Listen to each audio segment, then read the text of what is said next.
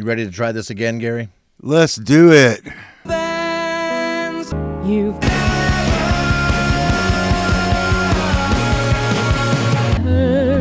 Hello and welcome to Bands You've Never Heard Of. I'm your host, JR, joined by my co-host, Gary. How are you, buddy? I'm Gary, and I am a little grumpy, so this should be interesting. It'll be fun. Totally normal. Exactly what you would get on a normal episode of Bands You've Never Heard Of. Actually, no, a lot of them have been so eagerly anticipatory, but... Well, this is actually our second attempt to record this episode. We tried the other night, but my internet was so bad, we just couldn't do it. How bad was it? It was about 1 megabit per second upload speed on my end, which just ain't going to cut it. No, it did not. It's nice to be able to see your mouth move and the words come out at the same time and not hear it 3 times. Tell me about it. Yeah. So I am in an undisclosed location recording this episode of Bands You've Never Heard Of, and it's a special one because I found out about this band in a very different way than I normally do. Normally, I'm scouring Spotify trying to find a band. This time, I got on an airplane and flew to Scotland. Yeah. Well, you're just taking it up a notch. Totally. That's my dedication to this podcast. And in reality, I just went there to help a bunch of high schoolers and college kids put on theater productions at the Fringe Festival in Edinburgh, Scotland. And that was a lot of work. And then the Fringe started, and it was still a lot of work, but a lot of work combined with a lot of play. And I got to see so many different kinds of shows at the Fringe. I saw cabaret.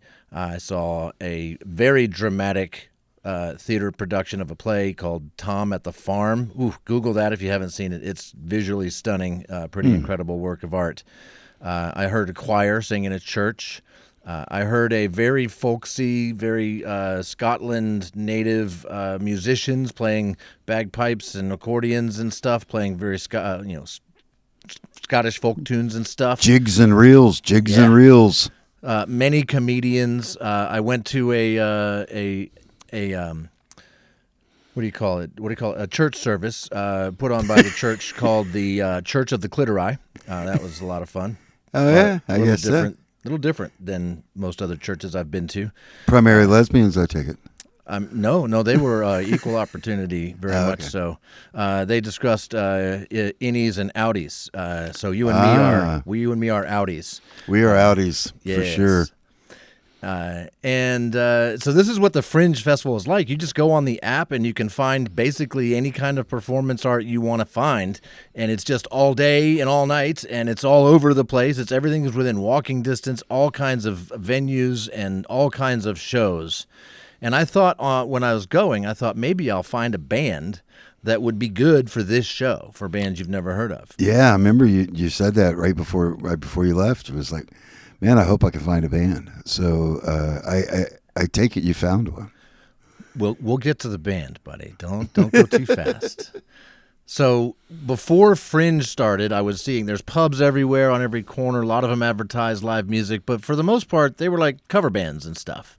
So that's not really what we're looking for here. And then the Fringe app, I'm looking for, performances, and you don't find too many just bands playing music, original music, right? You might find like the Elton John Experience for a tribute band. You find that all day long, but you're not going to find just like, hey, we're an original rock band playing tunes, come see us.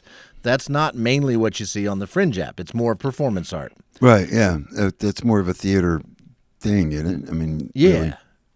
And then when you go onto the Royal Mile during Fringe, and it's crazy with thousands of people everywhere, there's street performers like you wouldn't believe, all over the place.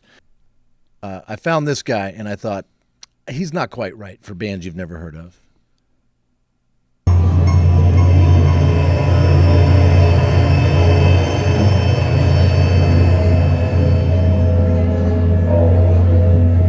So aren't you glad that's not the band I found for this show? Yeah. I mean, it was a good tune, but you can't really dance to it. Right. There was something missing. But you could take lots of drugs to it, though. I think that would be the optimal way to listen. 100%. Yeah. So I kept walking around, and actually, that guy was the second guy I found. The first band that I found, the first set of street musician buskers that I found when walking on the Royal Mile of day one of the Edinburgh Fringe Festival, that's the band we're featuring tonight. Oh, wow. Yeah, and rather than me tell you anything about them, I'm gonna play this little video that I made, and you'll get to see what I saw when I encountered this band for the first time. You ready? I'm ready to seesaw. Well, what we love to do, thank you so much, everyone. Because we are a family, this is my dad, this is my mum, and we love playing music together. This is what we love to do. I like to sing on the streets, from Elgin to Ayr. All the people I meet, and the stories they share. They might throw me a penny, or even a pound or two, but I don't do it for money. It's what I love to do.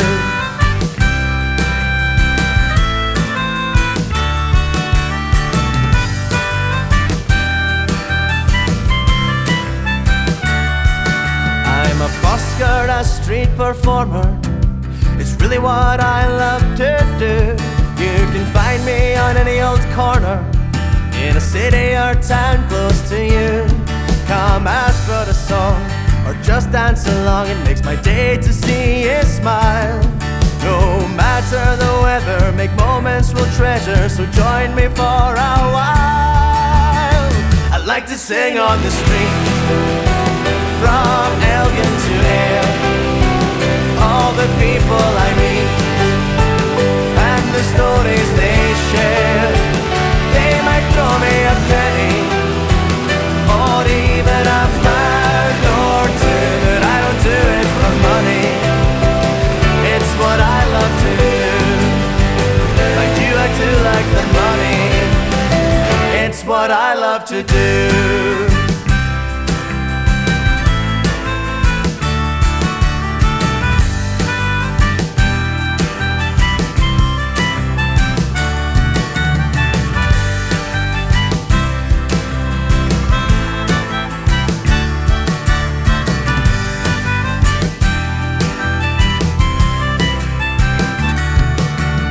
Let me tell you about the characters I've gotten to know over the years. There's the nurse in Elgin who brings me coffee when it's cold. The old crooner from Killie who sings along from his soul. The wee girl from Cologne who just couldn't stop dancing along. And the charity shop staff in North Berwick who just enjoyed hearing Scottish songs. There's a man from Ayr on a mobility scooter who loves Dignity by Deacon Blue. Another who always asks if I can sing a Stevie Wonder tune. The fella from the Salvation Army who shakes his collections in time to the beat. And there's old Betty from Paisley who always brings me something to eat. Haven't seen her in a while though, I hope she's okay. She framed a picture of us and told me it's always on display. It's people like her who go out of their way to tell little old me I brightened their day. And by simply existing same time and place, doing what I love puts a smile on their face. I like to sing on the streets, from Elgin to Ayr. All the people I meet, and the stories they share. They might throw me a penny, or even a pound or two, but I don't do it for money. It's what I love to do. I like to sing on the streets, from Elgin to Ayr. All the people I meet, and the stories they share. They might throw me a penny, or even a pound or two, but I don't do it for money. It's what I love to do. Like you, I do like the money. It's what I love to do. I love to do.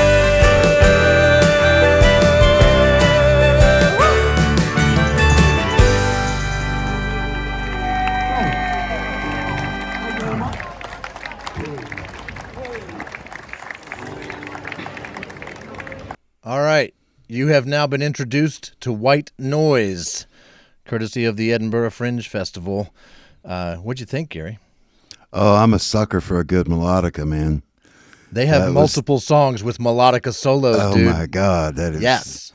And he can play that thing. Yeah, no, he really knows how to play the melodica and a lot of other instruments. That was Gordon, the father in this family band, multi-instrumentalist Gordon. It's him and his son Kieran, the young, attractive, blonde male, and then his mom, Susan.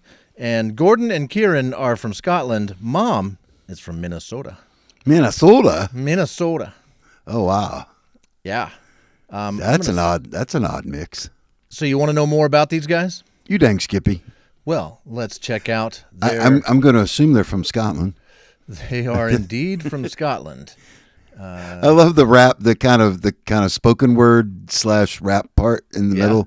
I couldn't understand a lick of it. Oh yeah, see, but it doesn't matter. It just doesn't matter because I could literally sit here and listen to him talk for a week without stopping. I know, right? It's a fantastic accent, underrated in my opinion. You know, people talk about British accents and Australian accents and how wonderful they are. No.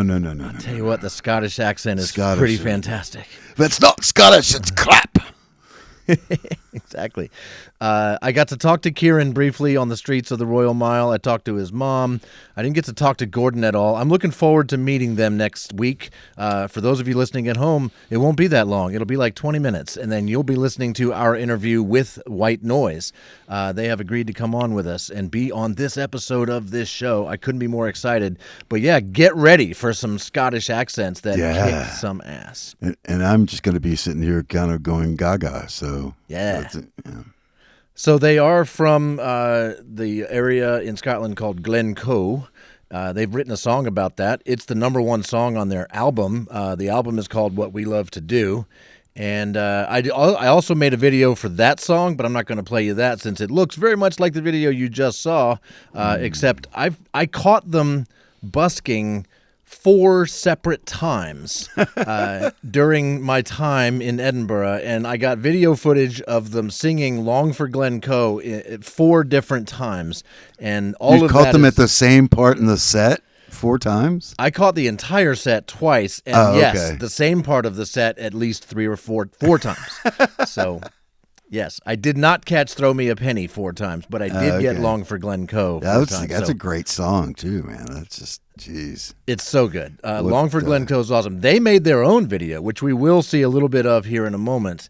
But that's part of their story. They're from Glencoe. And so here's their Spotify bio. And I did look them up and read this while seeing them for the first time. So here's what you need to know. White Noise are a father-son duo from the west of Scotland, consisting of Gordon and Kieran Whyte. Playing music together has always been important for the Whyte family, and after great success busking on the Royal Mile at the Edinburgh Fringe over the last few years, White Noise was conceived. The boys recorded a heap of original tunes with Chris Whyte at Grand's House Studio in early 2025, and their debut album, What We Love to Do, is out now. That's the general story. Let's talk about Kieran for a minute. Kieran has been a full-time musician for nearly a decade now, releasing his own music under Kieran Whyte, while also currently playing drums for Sister Mads and being a former member of O Nova and Dead by Monday behind the kit, too. He also regularly plays in pubs and down the country, entertaining tourists and locals alike with his eclectic range of Scottish covers. However, he adores playing music with his dad, Gordon, and White Noise is already something that he holds very close to his heart. We're going to see and hear some of the other music that Kieran plays, quite different than what he's doing with his dad. Speaking of his dad, Gordon has always been involved in music since family sing-songs with his parent as a child. He learned the piano in his early days and now plays almost every instrument under the sun. He was playing accordion, melodica, piano. He was banging on a drum just while they're street performing. And the fiddle, I noticed the fiddle a lot. And the fiddle, yes. Yeah. The badass-looking, clear, like plexiglass fiddle. That was neat. That was awesome. All of which have been utilized in White Noise. He was a maths teacher for the best part of 3 decades, but was always heavily involved with music in the school, assisting with the school choir, playing in the band for school shows, and running his very own Celtic band, which Kieran was also heavily involved with as a student. So that's what I read about them as I'm standing there watching them, listening to them play. They played a pretty good mix on the streets of of Edinburgh of traditional Scottish folk tunes, which of course all the locals were singing along with vigorously. And they mixed in a bunch of their originals, like the one you just heard, like Long for Glencoe, the whiskey song, where they name all of the whiskeys that are from Scotland. And I'm looking forward to that one. yes, right? You want to hear some of that one? Here we go. Let's listen to a little bit of the whiskey song. Oh, the whiskies of Scotland are simply the best, though I don't want to disrespect all of the rest. But the water and barley and peat without fault are mixed perfectly into each fine single malt. So it goes like that for a while, and then he literally lists all of them really fast. Glen Cadam, Glen Muddy, Glen Levick, Glen Turrick, Glen Frederick, Glen Morangy, Glen or Glen Geary, Glen Goyne. Okay. And it goes on like that for a while. And then he lists them all again, but not until after he goes a key change and a tempo escalation. So...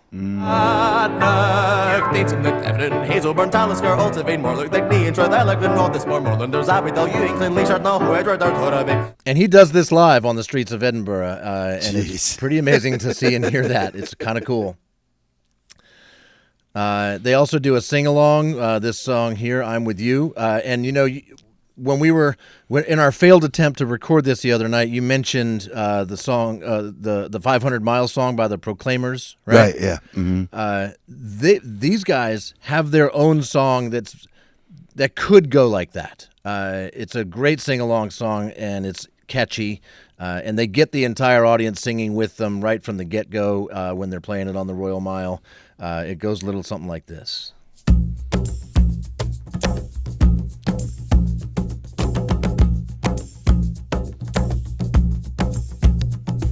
The day we met, I didn't think my life could be like this. But I didn't bet finding love in your beauty and your kiss.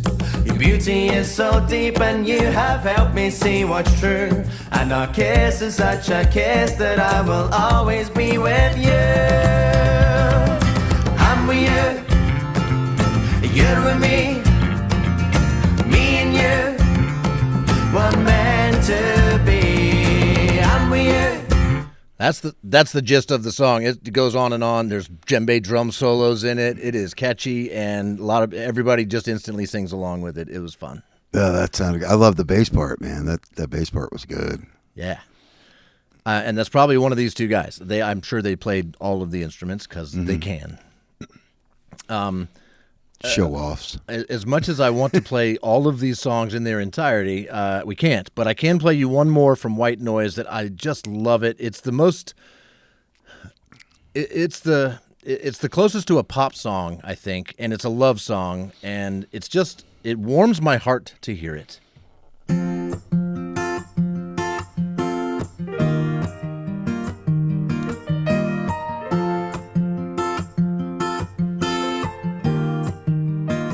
I want you to be up when I come home late from my shows every night. I want you to be up so we can talk till the first morning light. I want you to tell me about all of your new obsessions. I'll listen intently, I want that connection with you. Sounds like perfection, it's true. Tell me about how you order your books. Tell me about this new dish that you cooked. Tell me about the last film that made you cry. Tell me your worries, your passions, your story. Tell me that you would do anything for me. I'll listen to you spinning yarns till the day that I die. I can't think straight at all. I love this song. Yeah, it was great when the band kicked in. I was a little upset that you cut it off right there. Oh, you want to hear some more? All right, here we go. That's fine. We have to keep these things at a reasonable length. We do. I'll give you like 20 more seconds. Here you go. Okay. You've got me hook, line, and sinker. I'm yours. I can't wait till you call. When I hear your voice, I feel so reassured. You're my happy place. I can be who I am when I'm with you. You You drive me crazy and I can't resist you. There you go. Yeah, I like it. There's a little bit of Ed Sheeran in that. Yes. Just a smidge. I like that. Because it's definitely not trying to copy him or anything, but you can just hear the influence, the inflection, Yeah. a little bit. The most interesting part to me, and I'm trying to compare it now to the other songs because I didn't really hear it in the other songs so much, but the way that they recorded that, it sounds like he's sitting in your kitchen just singing to you. And that, for this type of song, I think is absolutely perfect. I mean, it gives a whole nother level of intimacy.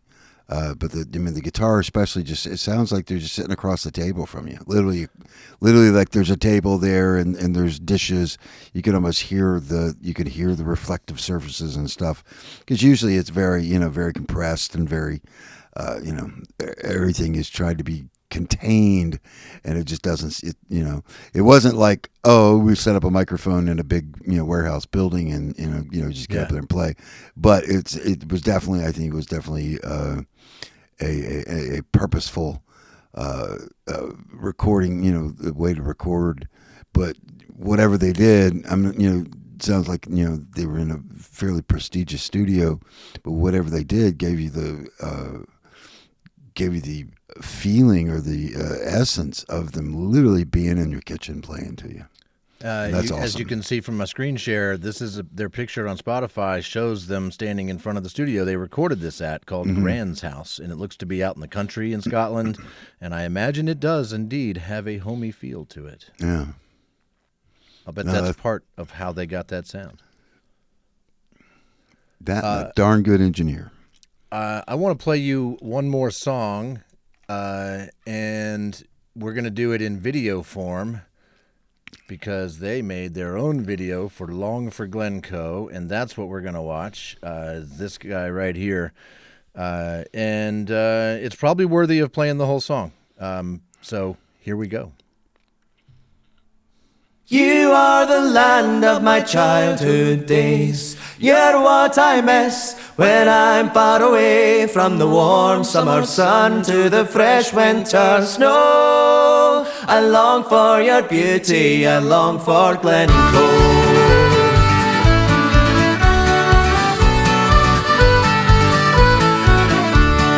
We would leave sharp at the crack of dawn, still fast asleep in my father's arms. When I woke up, I'd look out the window and see the beauty of Glencoe waiting for me. You are the land of my childhood days. You're what I miss when I'm far away from the warm summer sun to the fresh winter snow. I long for your beauty, I long for Glencoe.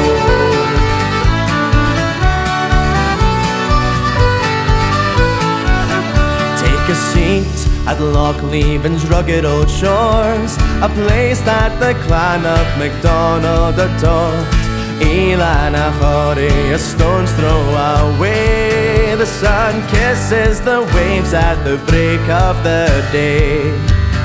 You are the land of my childhood days. You're what I miss when I'm far away from the warm summer sun to the fresh winter snow. I long for your beauty, I long for Glencoe.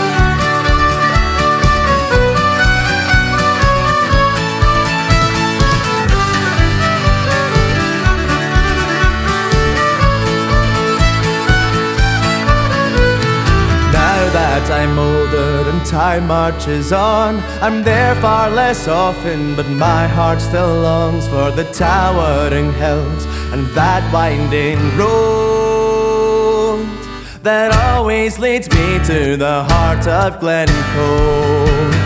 You are the land of my childhood days. You're what I miss when I'm far away from the warm summer sun to the fresh winter snow. I long for your beauty, I long for Glencoe.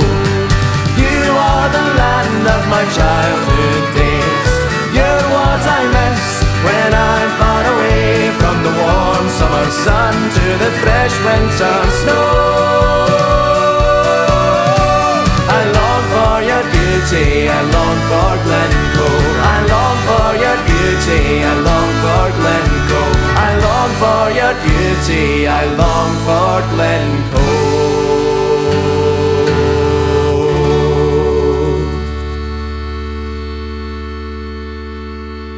Wow.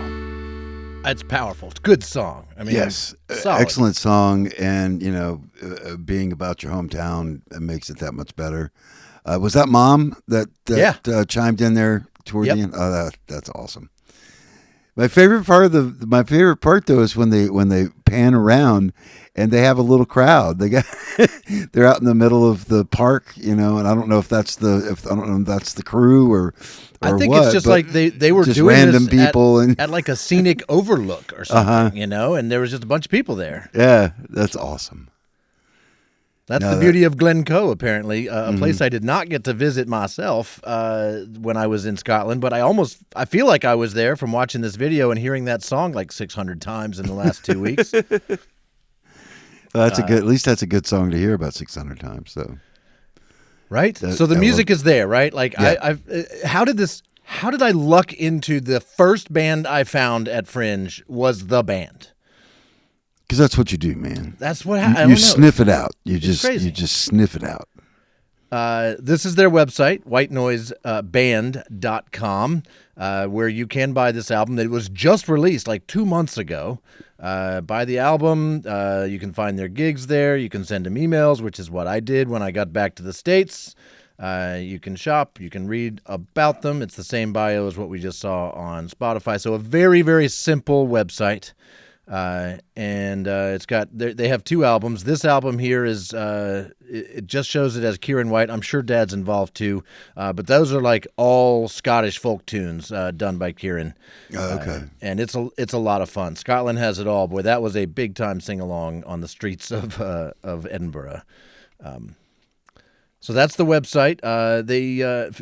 Kieran does have a TikTok presence, and he posted this while I was in Scotland. I didn't see it until later because that's when I looked up his TikTok. But here's an example of the kinds of things he posts on TikTok. You ready? It's a quick one, and it's kind of funny. A barista asked me earlier how my fringe is going, and what I wanted to say to him was that it was going really well and I was milking the tourists for everything they've got. What instead I said to him was, I'm sucking the tourists for everything they've got. And I'm going to be thinking about that all day.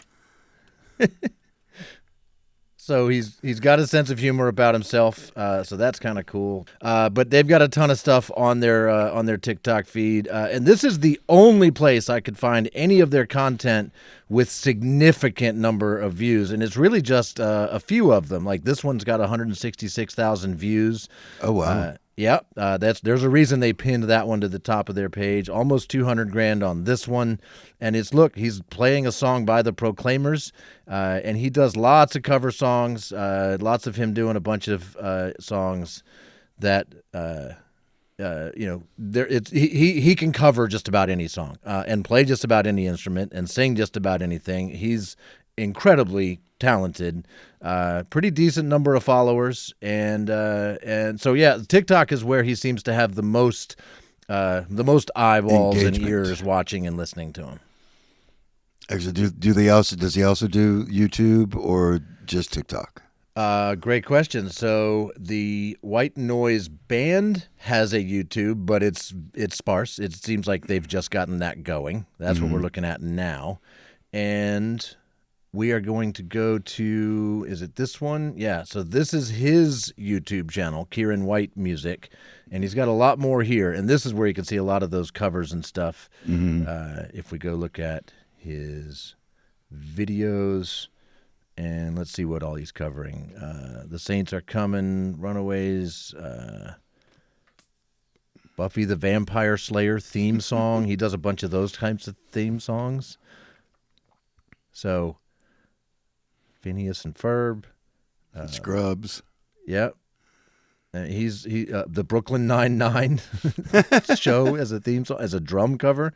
I'm super interested. I have not devoured all this yet, but it definitely makes me want to. Oh, did I just see Top Gear theme tune drum cover? I am going to watch that later. I might have to watch that right now. Go ahead. I clicked it. Come on. I did not mean to do that.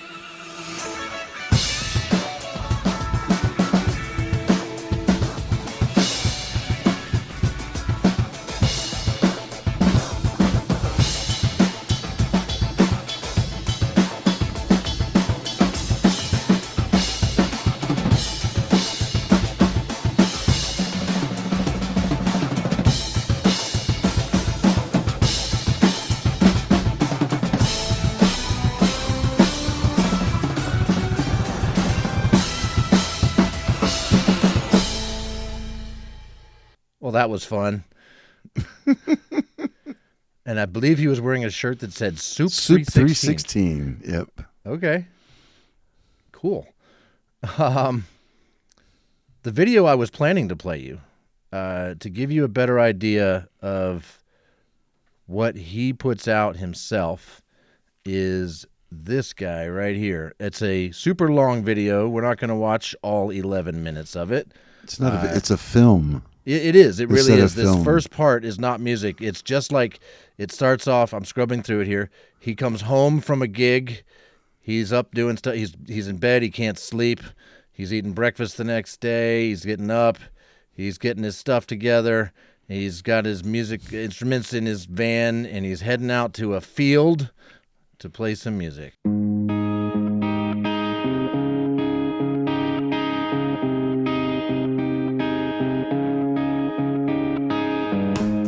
I keep making swords and calling them shields, looking for crafts and empty fields.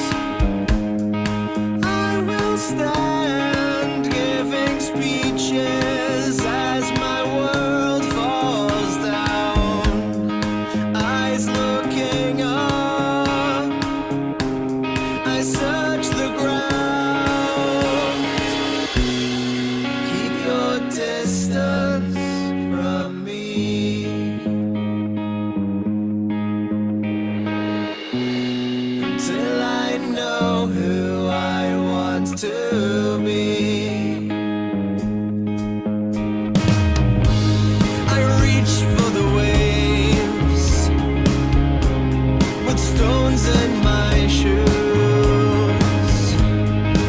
I think that gives you a pretty good feeling of Yeah. his song.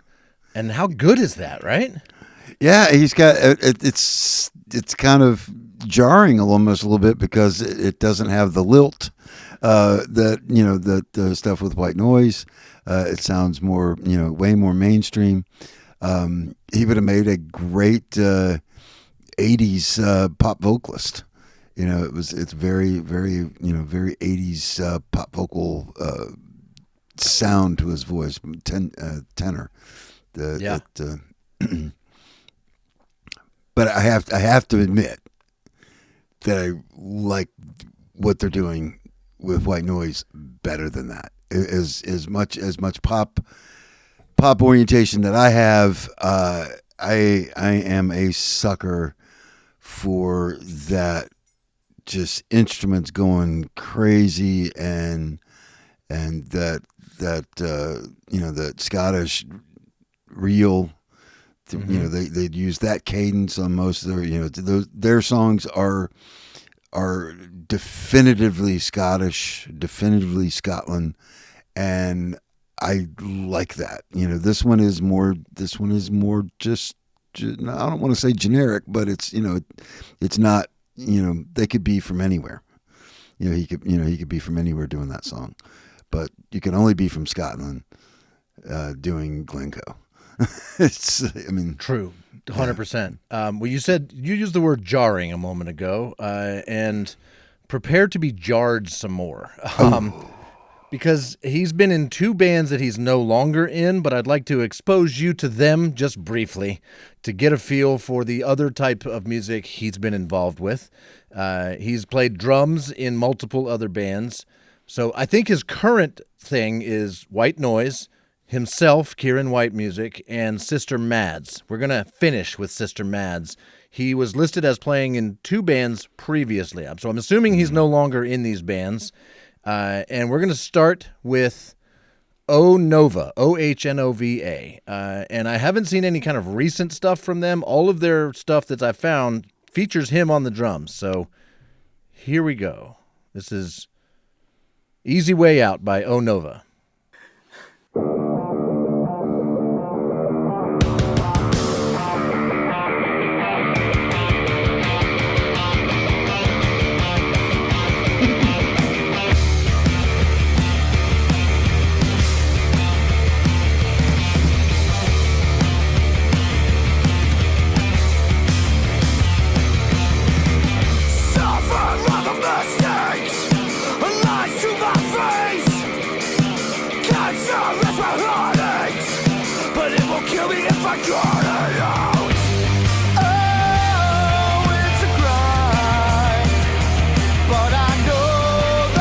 Okay, so that's Ohnova.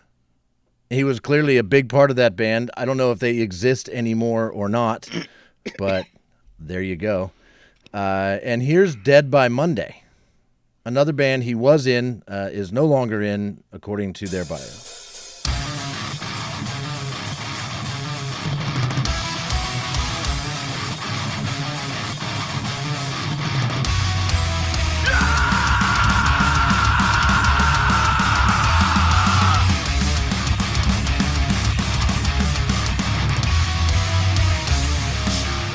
I mean, that's really enough to get an idea of what they're doing over there at Dead Monday. I love the beginning of the song, and then it goes into screamy stuff, which is not my cup of tea at all. Yeah, neither one of those bands sounded very Scottish at all. No, not at all. And I think his talents were being wasted behind the kit. I mean, as good as he is on the drums, he's got the ability to do so much more. Write songs, sing songs, play all of the instruments, and to be able to do that with his dad is pretty cool too. So. Yeah, I mean, those would be. I mean, that genre, both of those, which is kind of a cross between metal and screamo. Yeah, is the first one's more screamo. The second one's a little more metal.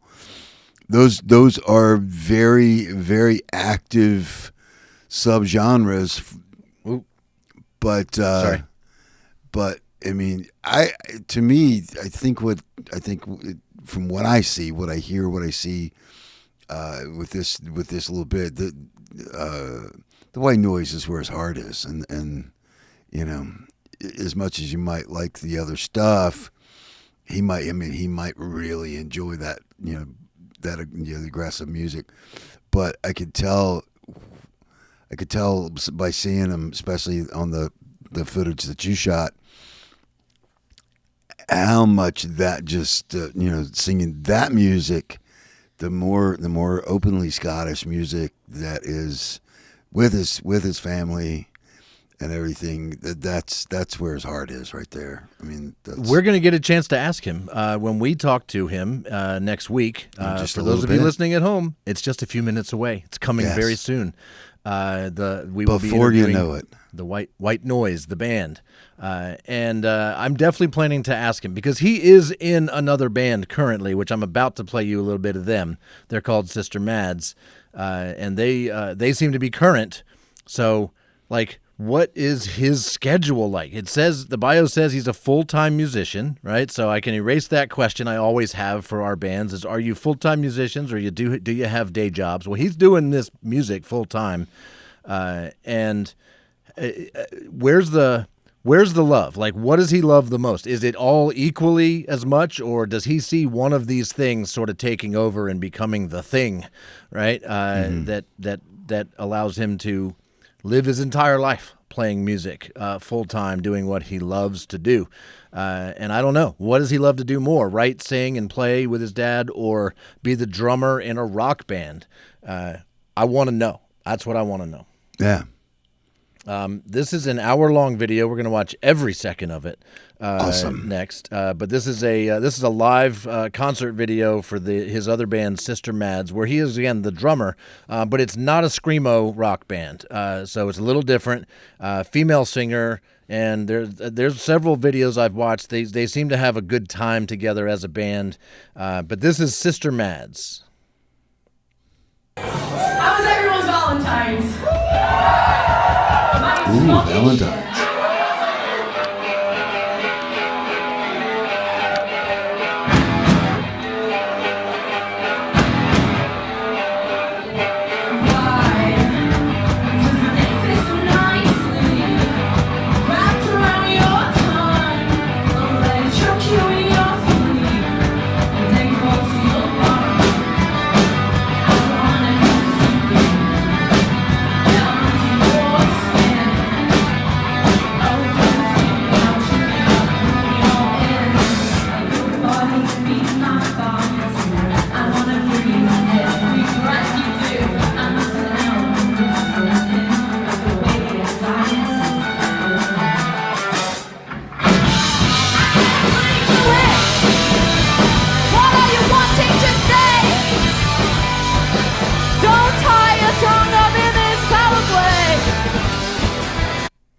There you go. I think that'll give you an idea of Sister Mads. I have to say, sitting in his position on the stage as the drummer, he's got a pretty great view.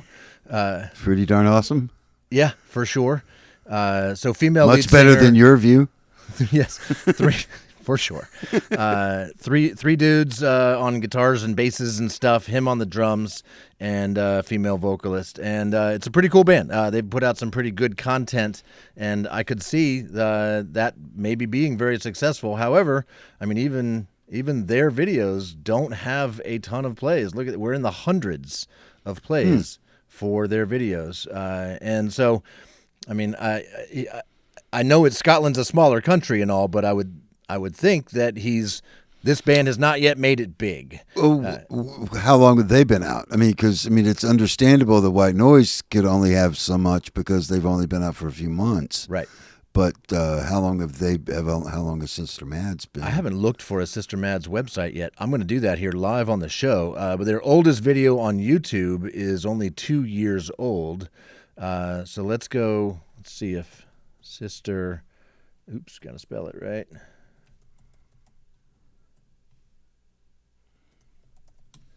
See if they have their own website.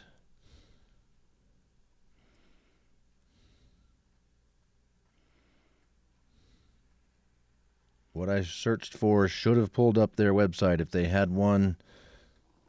They're on all of the social sites. They're on the TikTok and the Spotify and all that. Let's see what their TikTok looks like. Oh, they're doing some TikToking. Yep. And it's not him mostly on the TikTok. It's the female vocalist doing the most of it. She's probably the face I of would the hope band. so. Bratty pop rock band from Glasgow. But Kieran Whyte by himself has about 10 times more followers than Sister Mads does. Oh, wow. Yeah. So they've either not been around as long, or they're just not as popular, or what. I don't know. But It sounds like they're still relatively new, 2 years in, probably maybe three. Give them a year to get the first one out or whatever. No, I enjoyed that. we just need to rate a few things, and then we'll turn the second half of this show over to the band, the Whyte Noise. So you've seen it all, Gary. Rate their bio for me, if you don't mind. The bio was good. It was not spicy, at the level that we've been seeing in some. It was way more informational, which it's kind of that fork. It can go one way or the other, or just be plain old bad, which we've had a couple of those. I'm gonna give it a solid 7 because the informational ones are very good, but it wasn't necessarily inspiring. Yeah, they could have achieved the same information in a spicier, more fun sort of way. Yeah. I appreciated the fact that they included links to all of Kieran's bands, himself and his other bands that he's been in. I mean, that made it way easier to find and made this episode a lot more entertaining for me. So I appreciated that, but yeah, I could have used a little bit more like fun personality stuff in the bio. Something more like his song lyrics. He's good with wordplay. Just a lot of people, and myself included, you think, well, this is our official professional bio. It needs to be, it needs to be dry and informational. But what we found are the ones that, as long as they don't go overboard, it's way more, it's way more apt to draw you in and take, want to go on that journey with them. For sure. All right, rate the website, whitenoiseband.com. Pretty simple website. Pretty simple, but it was clean, looked easily, navigable. Once again, more informational than anything, but also brand new. I mean, they've only been at it. They've only had that for a few months. Yep. It will probably flesh out. I really like that they had their albums on there. Once they get some merch and stuff, I mean, they got a great name. It's but was that on the site though? Let's go find out. I'm for those of you listening only at home. I was showing Gary that I did purchase a White Noise T-shirt live at the band on the Royal Mile in Edinburgh. Okay, so looking at their website, let's go to the shop page, and so you can buy both albums there for sure. Oh, but that's it. So that's it. Yeah. I could not have purchased a shirt and had them ship it to me like I did with Banana Gun, which I did finally get my Banana Gun T-shirt, by the way. I'm pretty excited about that. But yeah, just the albums on their website for now. Yeah, and I think so they can definitely flesh out the website. I feel like because it's so new, it's going to, right? They're going to have more videos. I'm hoping the 2 videos I've made with my footage of them busking at Fringe, will make it to the they website. Are moved by that enough that they may want to put that on their YouTube channel or their website or both. Yeah, that would be awesome. I want to give that to them completely. I have zero expectations for any kind of compensation. It was just... I just want them to know that I was inspired to do that, as well as being inspired to put them on this show. Yeah. So, well, I mean, that's what we're doing this for, is to share it out. Get the more people that we get to listen to this band, we'll find out the other bands, and the people from the other bands will find out this band, and hopefully to give everybody a little rise up, and that's the whole idea from our.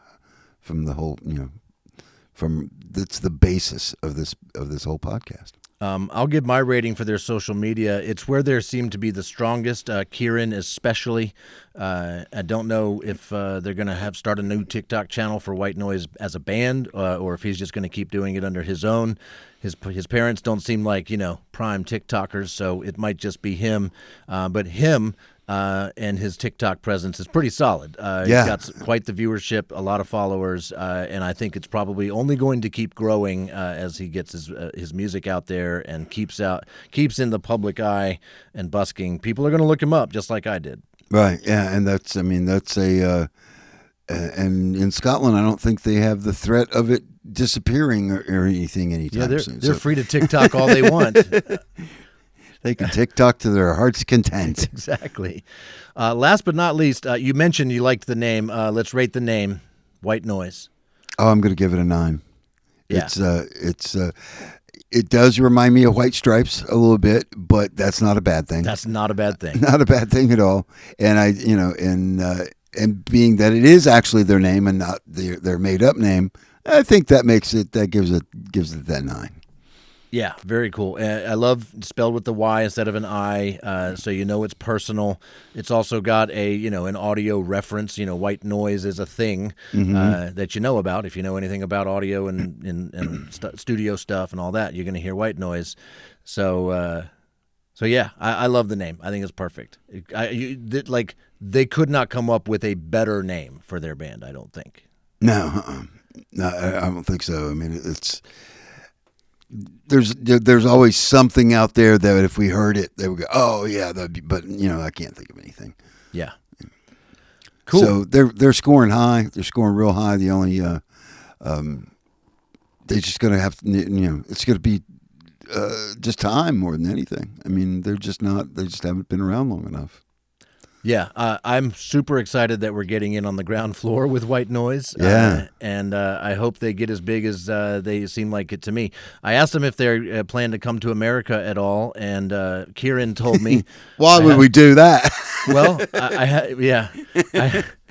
I have video footage of him telling me that if Scotland, if his favorite football team makes the World Cup, which I guess is going to be in the U.S., they'll definitely be coming over for that.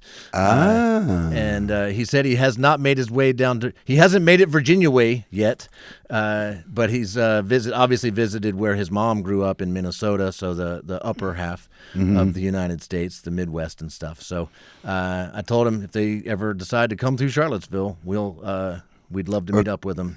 Come Virginia way. Come Virginia way. Yeah, we'll meet up with them anywhere. But the World Cup might be sad because that's getting ready to move to Canada because they don't want to be here. I don't blame them one bit. No. But it still might get the White Noise Band across the pond, close enough. Closer to, yes. Yeah, that'd be great.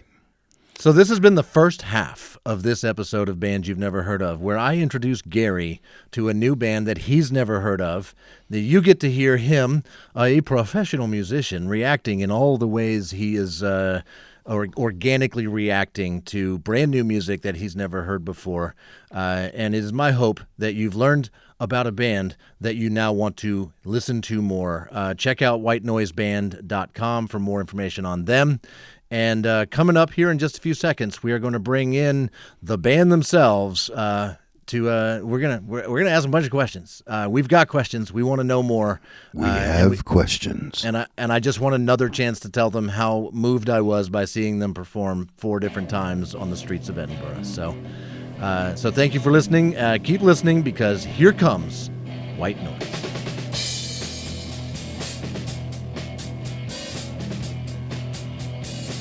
We are in. Awesome. Okay. Sorry, there's a very last minute decision to plug in my interface with proper microphones because we realized. I'll tell you what, not every band knows how to do that that we've interviewed. And I've gotten them to record audio, but then they send it to me and it didn't work because they had their speakers on and the mics were picking up the speakers and it was just no good. So I had to go with just my recording. But now I'll be able to use what Zoom is creating and it'll all sound nice and clean. Wonderful. And I'll make you guys a lot bigger. There we go. I mean, the lighting's not the best here, but it is what it is. It is. No, it's fine. You guys look great. Wonderful. You guys look surprisingly refreshed despite how much work you've been doing in the last month. It's been a busy time, yeah. And correct me if I'm wrong, but you had a gig tonight, right? Like you are fresh out of a gig? Yeah, a fairly easy gig, it must be said, compared to what the Edinburgh Fringe is like. Doing 2 easy 45-minute slots in a pub in Glasgow on a Wednesday evening is fairly cushy, yeah, right, as we would say. Well, thank you guys so much for joining us on our little podcast here. I don't know how much you know about our show. It's called Bands You've Never Heard Of. We started it almost a year ago now in November, and it was a segment on our old show, and we were sick of talking politics, so we decided to pivot and look for bands that have very little footprint in the world, right? Not a ton of plays on Spotify, not a ton of views on YouTube, that kind of stuff. And so that basically involves me going out and searching for hours to find just the right band, and they got to be good, and they gotta have some personality, right? And all of those, once all those boxes are checked, I play their music and introduce Gary, our co-host here, to that band. And so we get a recording of his natural, organic reaction to everything I've been living with for a few weeks. And my goal is always to blow his mind with a new band. And has it worked so far? So far, we're batting 1,000 as far as we're concerned. Good. Yeah. A reference that doesn't really track in Scotland. Doesn't? No? Not a great baseball country, but I think we understand what you mean. Well, JR and I have been together for, 16 years now? Yeah. 17 years? And so if we don't know each other by now, we give up. I announced to him the other day that I've played music with him longer than anyone else. I've been doing this for 44 years professionally, and I've played with him longer than anyone else, even with the folks that I have gone away from and come back to, or they've gone away from me and come back to me. And this has been solid on. We've not had one break since 2008. So that's lovely. Yeah. So a few days ago, we recorded the first half of this episode, which was me revealing you guys, White Noise, to Gary. I played him several of your songs. We watched the entire Glencoe video that you guys created. We listened to several other songs, parts of other songs, the Whiskey song, Spinning Yarns, and what other one? I'm With You, which was a crowd favorite at Fringe for sure. Then we started diving into Kieran's music and Kieran's past bands, Sister Mads, and we went all into that stuff. And so that's Gary. Gary is now familiar with all of that. Oh, that's great. That's great. It really delved into the lore of Kieran Whyte. That's right. And we want to know more. We have questions. Okay, go for it. That's great. Also, very nice top, by the way. I just noticed. Just a hat you're wearing. Hey, the top. Your t-shirt. Oh, my shirt. Oh, you like my shirt? Yeah, it's a good shirt. Yeah. Must have got it at bargain price. Yeah. At a street festival somewhere. Yes, I did. You got it. It was at your first Fringe performance, day one of Fringe. I went to Scotland for other reasons that were Fringe related, but part of what I wanted to accomplish while I was there was to see if I could find a band that would fit well into this show. You were literally the first street performers I encountered. The first time I set foot on the Royal Mile, you were there. I caught you 3 or 4 times total. Did you guys just play every day, multiple times a day? Literally every day, multiple times a day. The weather. We knew that when we saw the video that you made of Along for Glencoe with the footage that you had, we knew it was early days because that was when the wind was just absolutely cannoning down the Royal Mile. And Susan's hair was just going everywhere. I was like, I've never seen hair kind of at a 90-degree angle. Totally vertical. Yeah, horizontal. It was incredible. We had a few days of that, but it calmed down. Weeks 2 and 3, the wind was much calmer and we had a good time. But yeah, we were out every day. There was just the one day of the storm the Monday of that first weekend we didn't play. But we were every day, once or twice. And then Kieran was gigging at night as well. So, yeah. I was going to ask that. So, in addition to the street performing, you had other gigs in pubs and stuff. Was that just Kieran Whyte? Was that Sister Mads? What was that? Most of those were just me. I was trying to get gigs for the two of us as a duo, but a lot of the pubs in Edinburgh city centre are too small to accommodate that, or don't have the budget to stretch to pay for a duo when they can just pay for a single musician. Yeah. Especially when someone like Kieran plays the drums, guitar, and sings all at the same time. He kind of does away with the need for a second musician. By design, yeah. Oh. So those were mainly my own pub gigs. Every Monday, Tuesday, Wednesday night, I was gigging it. Then I did one gig with the Killers tribute band at a festival in North Berwick. And then we did one gig in a place called Trinent, which is half an hour south of Edinburgh. So we were kept busy. Oh, I also did a wedding in Aberdeen on Saturday there. Oh my God. Before the last day of the We Fringe. played at a balloon festival as well. That was south of Glasgow. Yeah. Like hot air balloons? Yeah. So Saturday involved traveling from Edinburgh to where I stay in Paisley to get my drums out of my storage unit, going to Straven, which is 40 minutes south of Glasgow, then dropping my girlfriend off at the train station in Edinburgh again, and then driving up to Aberdeen, playing a wedding function band gig, then driving back down to Edinburgh, getting in at 3 o'clock in the morning. Wow. I don't know why I did that to myself in the second last day. Well, you're young. You can do that. Yeah. Enjoy it while you can. Not young enough. So I think I know the answer to my next question. Did you take any time to see any shows at the Fringe, or was it just there was no time left for that? No, I saw loads. You did. I saw, especially with my girlfriend there. She's a big, me and her are both big comedy fans. And so we made sure pretty much every day that she was there, we saw at least one show, if not two.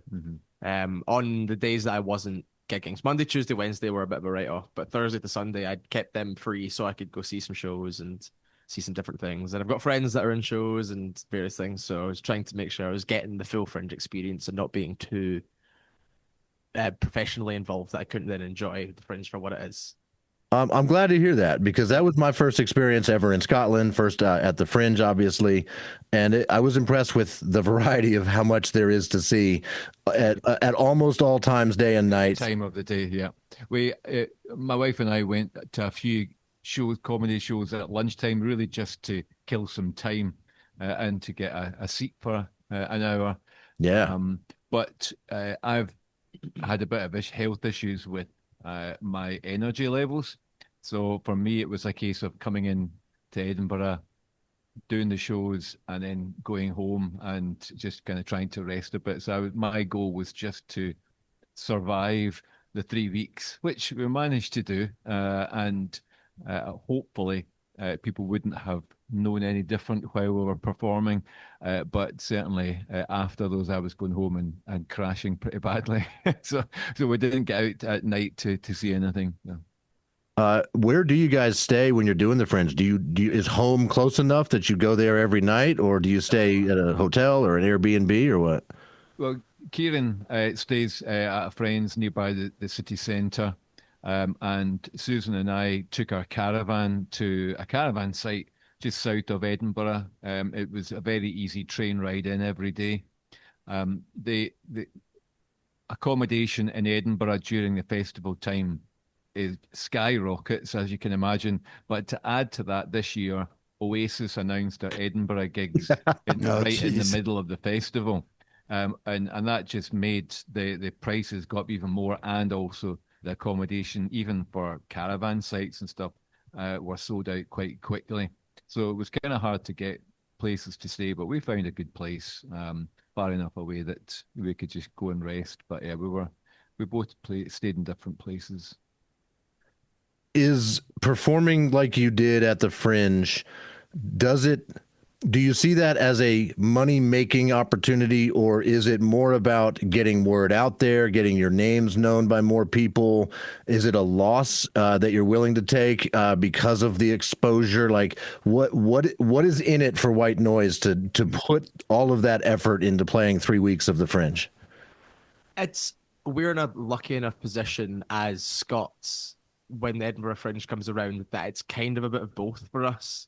I don't know about you guys with the caravan site. Paying for that might have been different, but me staying with friends and music being my full-time job, I wouldn't be able to justify doing the Fringe if I wasn't able to make money out of it to some extent, which is why I was doing all these extra gigs. But then the last 2 years of the Fringe, I was doing a separate solo show, which was all Scottish comedy music that my dad would help with, and that was the main focus. But this year, getting on that big musicians pitch at that specific spot of the mile, we knew, especially with the new album out, we knew that was going to be a chance to get more eyes on us as this fairly new project with the new branding and everything like that than anything else we could have hoped for. Especially the way the weather was. It was every day. There were hundreds and hundreds of people able to watch us, look at the name, like us, follow us, listen to the music. And we've seen the streams go up. We've seen the likes go up. Instagram basically started at nothing and is now at nearly at 500s just from the Fringe. And hopefully that will keep growing as a result with people finding the videos from the festival and things like that. And we're also fortunate enough that we don't have to spend as much as people coming from the States, from Australia, from South Korea, from Poland, from Italy, as a lot of the other performers do. Yeah. Yeah, I think we did have a plan to try and cover the costs of actually recording and producing the album that we did this year, and we pretty well managed to achieve that. I think that one of the issues about growing a fan base, as it were, when you are entertaining on the Royal Mile, is that the people who gather are gathered from about 50 different countries at any one time. So you're diluting those who have heard you at quite a rapid rate. So we might have 3 CDs going to the Netherlands or to America or to Australia, rather than it being groups of people who are all living in Scotland. So while we've got we kind of grew our fan base, they're quite spread out, it's fair to say.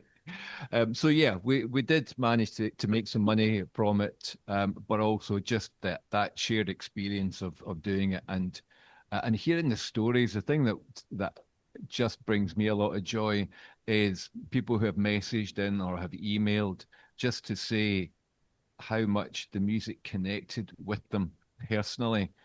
Some of the traditional songs we sang, it reminded them of their childhood, or just the fact that we got people singing together and saying that it was a highlight of their festival. And it's hearing that just brings me and brings us a lot of joy, because that's, for us, what music is about. It's not so much about being performers, but it's about creating a kind of a shared musical experience that people can join in singing with, but at the very least kind of connect with.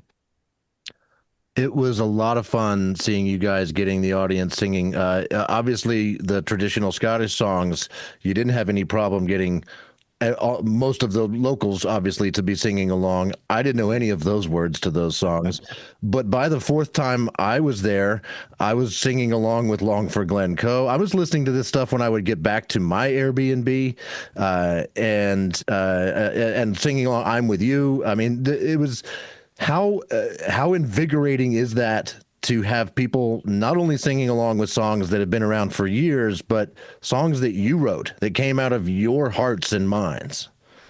It's genuinely really special, especially because these are songs that we've worked on together, and be able to do this whole album as a family and then bring it to the streets. And the thing that really got me every day was we would do Bonnie Wee Jeannie McCall as a bit of an intro song, and then a crowd would gather, and then we'd go into Long for Glencoe, and more people would gather. There was, I think, other times doing the Fringe, people lean on the covers to draw crowds in, because people know them.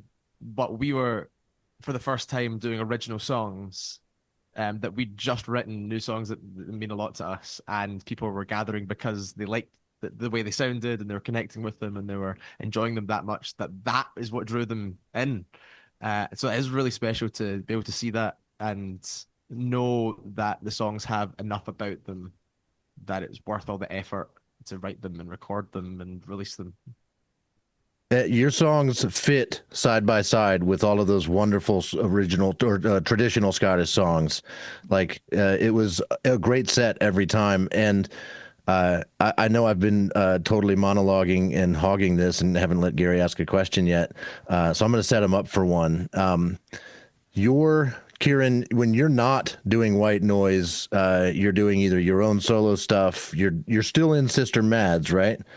And the other 2 bands you list that you were in, O Nova, Dead by Monday, those are very different than White Noise. It was striking, jarring, I think was the word that we used.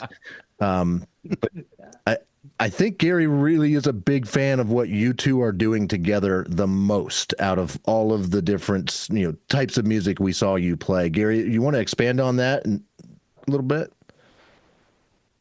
Yeah, and to give them a background, I'm a big fan of screamo, but what I'm a huger fan of is Scottish music, and it seems your original stuff seems based on the tradition, like the cadences and the chord progressions and everything, And the is that instrumentation.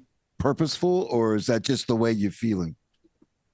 It's definitely intentional. I mean, it's what I grew up with, and my childhood was every family gathering, most days around the house with my mum and dad, every holiday was kind of centered around playing music communally and learning those style of songs. And so the entire Yellow Scotland Has It All album, aside from the first tune, which is one of Dad's, is all old covers.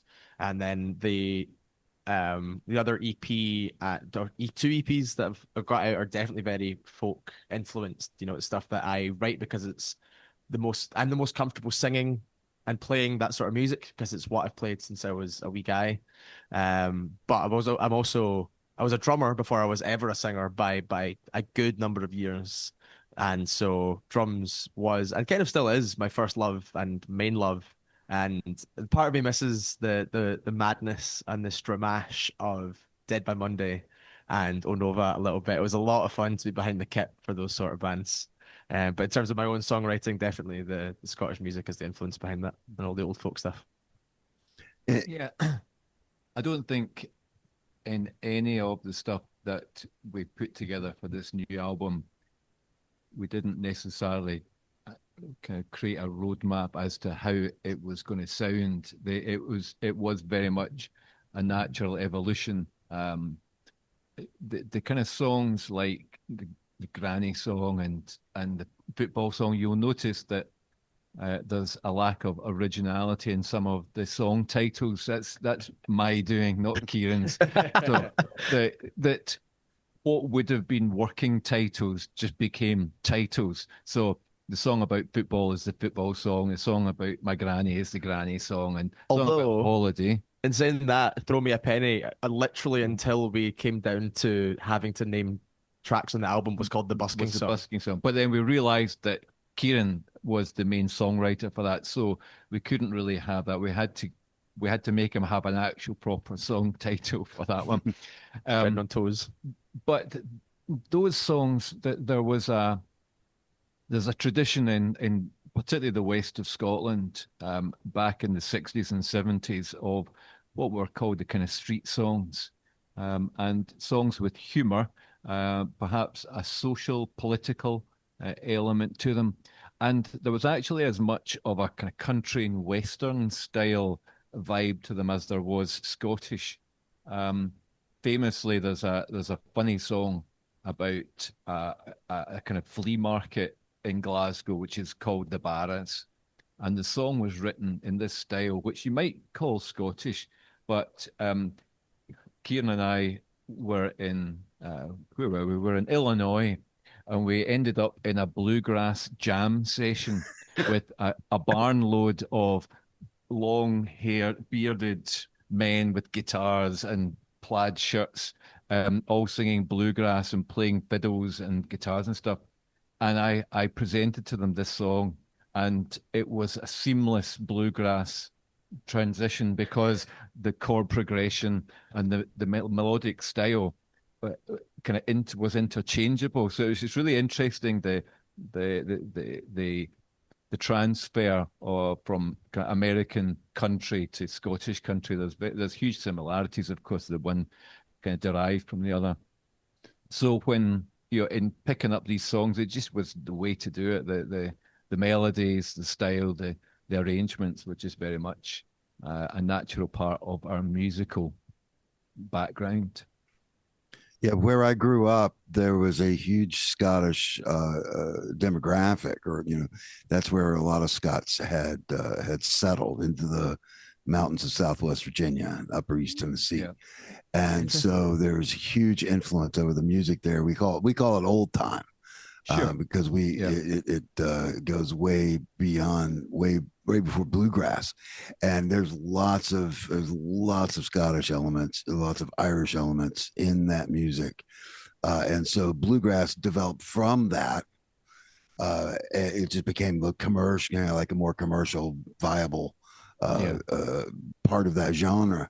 And so they brought that forward with them. Of course, they didn't, they watered it down a little bit. But if y'all come over the States again, definitely try out the Appalachian, middle Appalachian region, and you'll hear a lot of your homeland in the mountains of Virginia and Tennessee.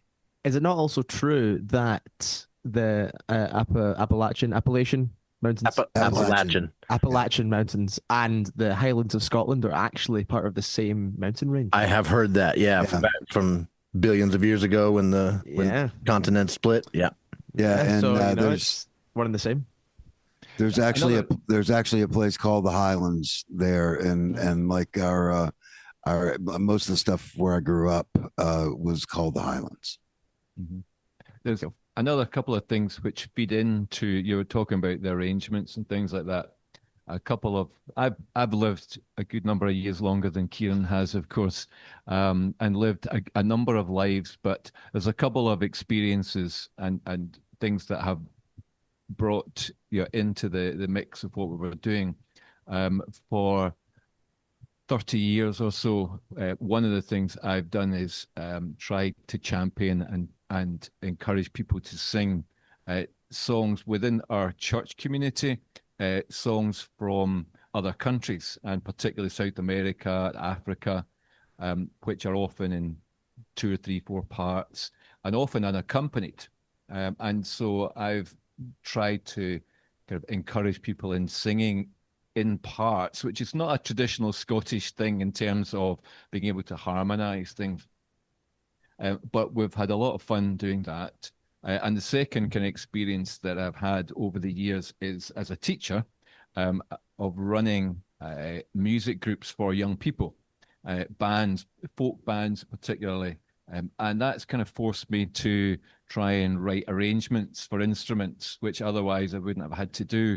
And it's kind of honed a little bit of that skill of kind of listening for when to add things and kind of which parts to add. So both of these, when it comes to like the vocals and adding harmonies, and also trying to fit in a violin part or other things like that, some of these kind of other life experiences kind of come to play. So I'm adding some of that into what is our traditional Scottish music, but they've all played a part in getting to this point here.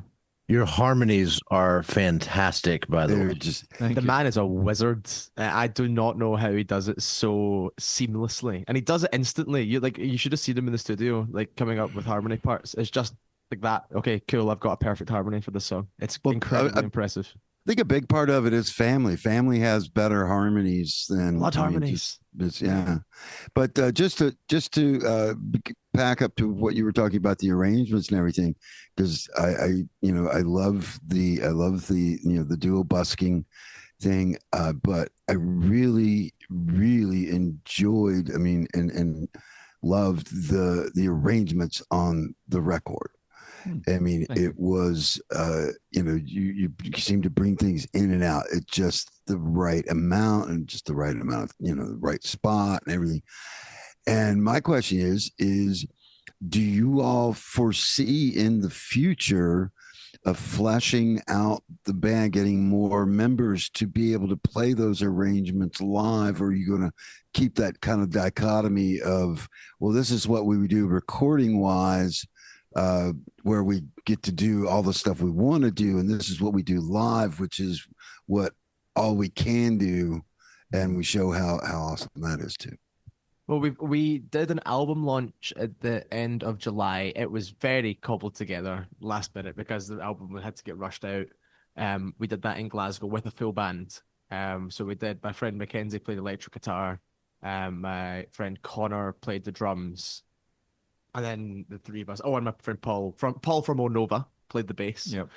So we had the full band there, and that's my ideal way of playing the tunes. I'm a huge fan of dynamics, which is maybe part of why there was all these things coming in and out of the tracks on the records, because I just think that is so important for a track. Playing it as the three is great. We love it, but we feel like some of the songs don't work quite as well. You know, we couldn't have done Balance, for example, the last song on the album. Couldn't have done that in the street. Even after the first week, we ended up taking Throw Me a Penny out of the set. Really? Yeah, we partly because we other buskers were suggesting to take a break in the middle of the set to do another hat collection. You know, to say we're going to take a couple of minutes. If you need to leave, buy a t-shirt, CD now. But also partly because it just wasn't. I don't know if you felt this as well, but I don't know, like without this massive electric guitar over the chorus and the synths, and then it really coming down for the spoken word section, and then really coming back up again. I just felt like the song was missing the sort of energy that I wanted it to have when we did it as the three. So yeah, to answer the question in a very long-winded way, definitely we're going to try and do more full band gigs. Our goal, I think, well, maybe it's not our goal. The way he's looking at me, our goal is We haven't talked about this yet. It's still we want to do lots of festivals next year. Personally, that's a big bucket list thing for me to do, is all the Scottish festivals, and I'd love to do most, if not all of them, as a full band if we can. Just logistically, it's a bit of a nightmare. The three of us, we know that we can do them all, so that might be how we end up doing most of them. But if we get the chance to do a few big stage full band gigs, that's how I want the songs to be heard. Yeah, I think it's just a logistics thing. It's rather than a preference. Is about being able to get people together enough to do it, and to have people committed to being available when gigs are happening. We have the luxury, and I suppose that was part of it, of being able to play all the instruments ourselves for being in the studio. We didn't have to import in a lot of musicians. We just kind of played them all. So in some ways, that kind of it does create that tension of, if we had everybody in recording with us, then they might have been a bit more invested in the project. But with the guys who play with us are right into it, and they're keen to do more. So yeah, I think the big band sound, I think, would be something going forward. We'd love to do more of, but for convenience sake, we will still narrow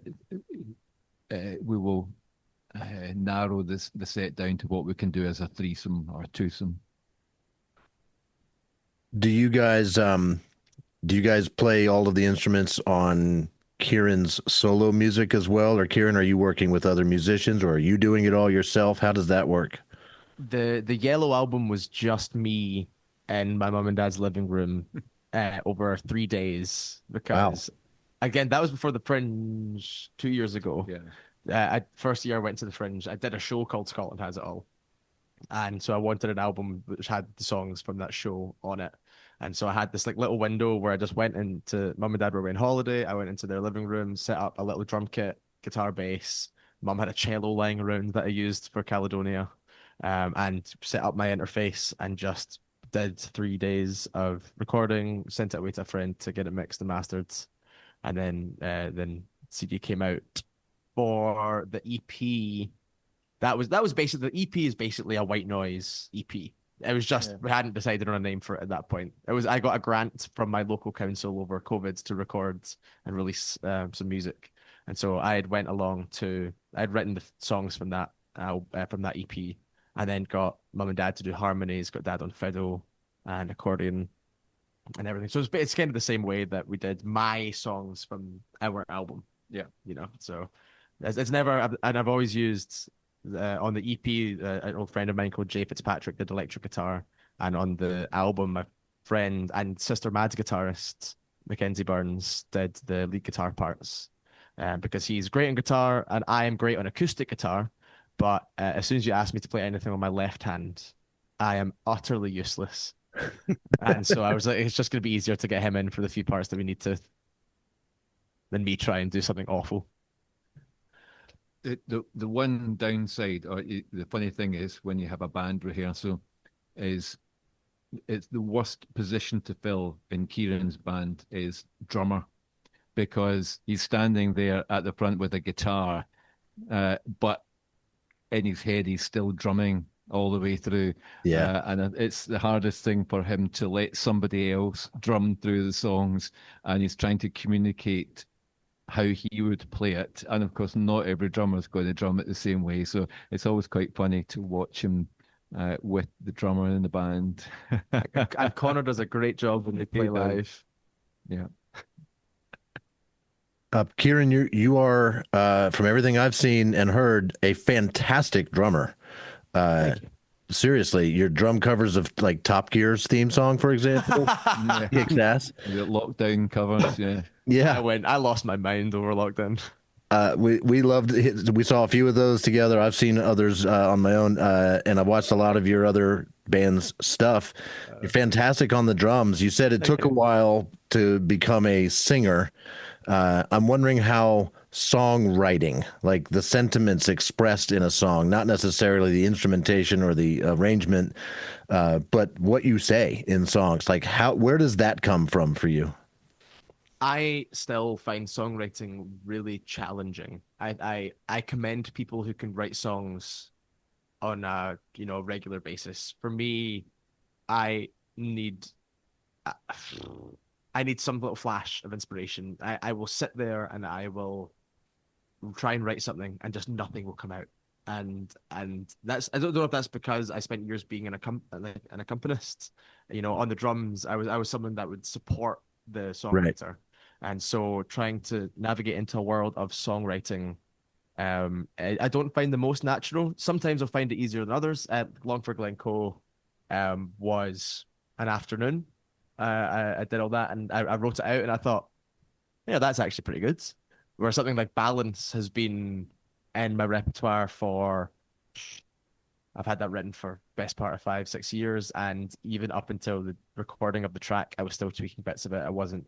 I'm at a point where I'm happy with it now, but I was like, there's always something missing. I don't know what it is, and so it's not something. And I still think I view how I songwrite a lot more critically.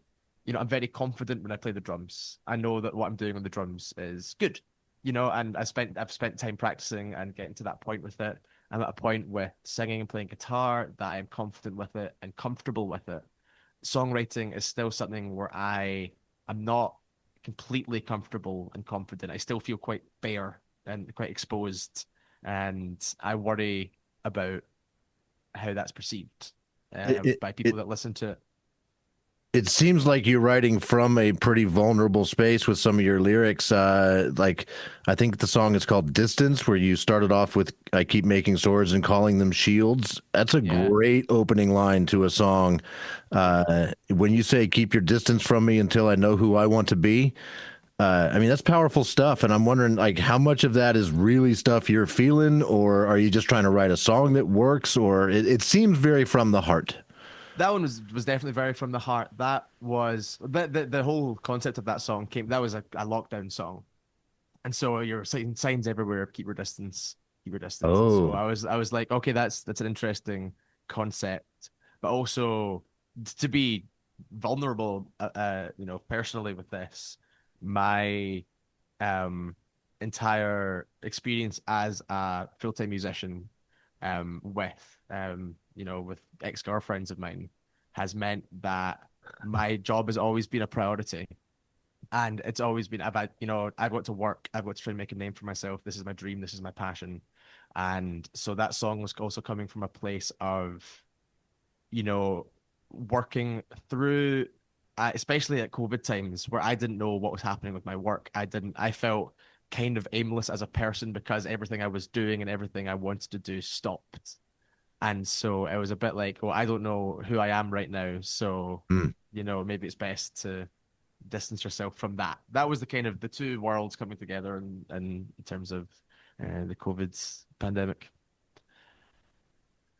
Not to bring a real heavy tone to this. No, I mean, I knew that part was going to be a little heavy because it feels heavy when I hear that stuff. It feels very personal. And I think should keep doing that because it evokes emotions and visuals from just the words you say. And it's great stuff. Gordon, how do you feel when you hear the stuff that comes out of Kieran? Yeah, I can feel where it's coming from. I remember when he walked into my house and he said, "I've written a song," and it was Spinning Yarns. Yes. And I said, "Okay, let's hear it." And he sat down and played it, and I could at the same time I could understand. Wow, he's really serious about, it laid bare his feelings about his girlfriend and his new girlfriend, but also it resonated with me because I was there with his mum on the phone all night, when we first met, and it's that it really it's that familiar sense of finding somebody that you just connect with, and it helped me understand where he was, in his relationship. So yeah, I found that quite a refreshing way rather than him sitting down and trying to tell me about it. He just sang me the song. I wrote down Spinning Yarns just because the chorus of that song, it's so beautiful. The last film that made you cry. I mean, stuff like that. Just it's really, really well done.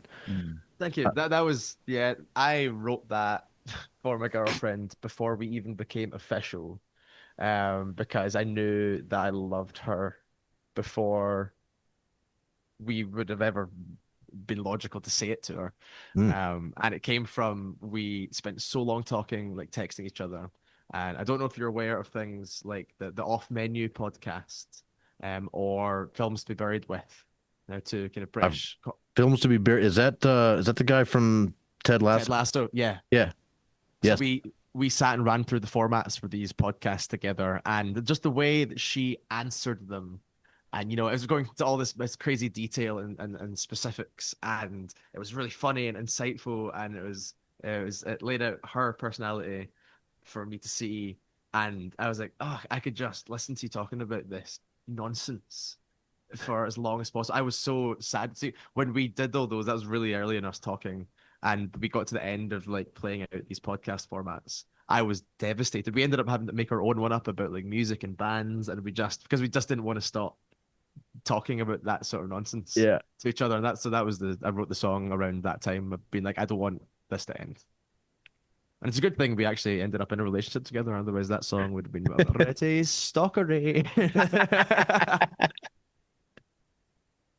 Gordon, you mentioned Susan, your wife, who I found out when I talked to her at the Royal Mile as I was buying this shirt, that she's from Minnesota. How did you guys meet?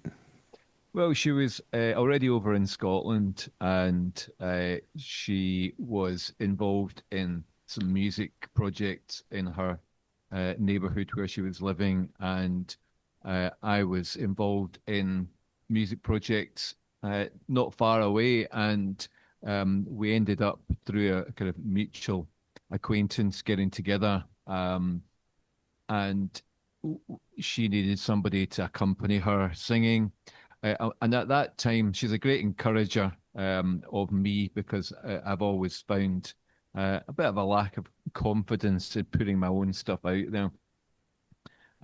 We actually wrote an album of songs together way back in the 1990s. She actually worked with women who had experiences of sexual abuse, and one of the therapies was to write poems.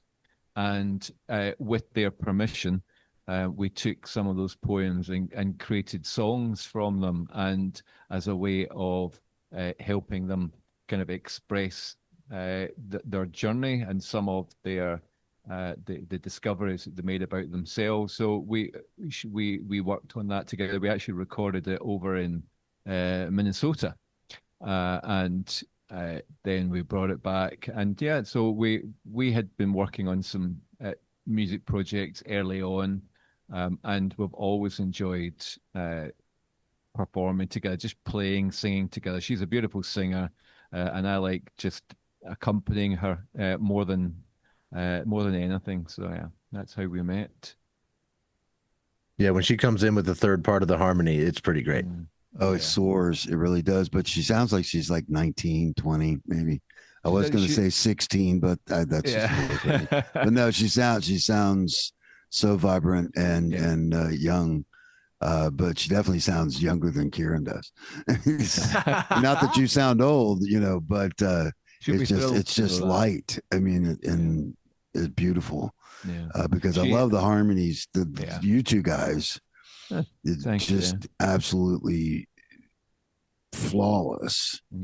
But you add hers, and it's just like it's almost too. I don't want to say too much because it can never be too much, but it's almost like if she sang more, people would just their heads would explode because it's so good. and you have to use her in the smaller doses like y'all use her, because it's otherwise people would just be going, oh, I can't.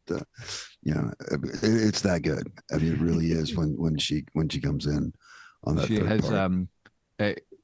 in actual fact, slightly aside, but Scottish music, although she's originally from the States, she does a version of the Burns classic A Fond Kiss. I don't know if you know that song, the beautiful Scottish song, and she does a version that is better than any singer that I've ever heard, in any professional famous singer.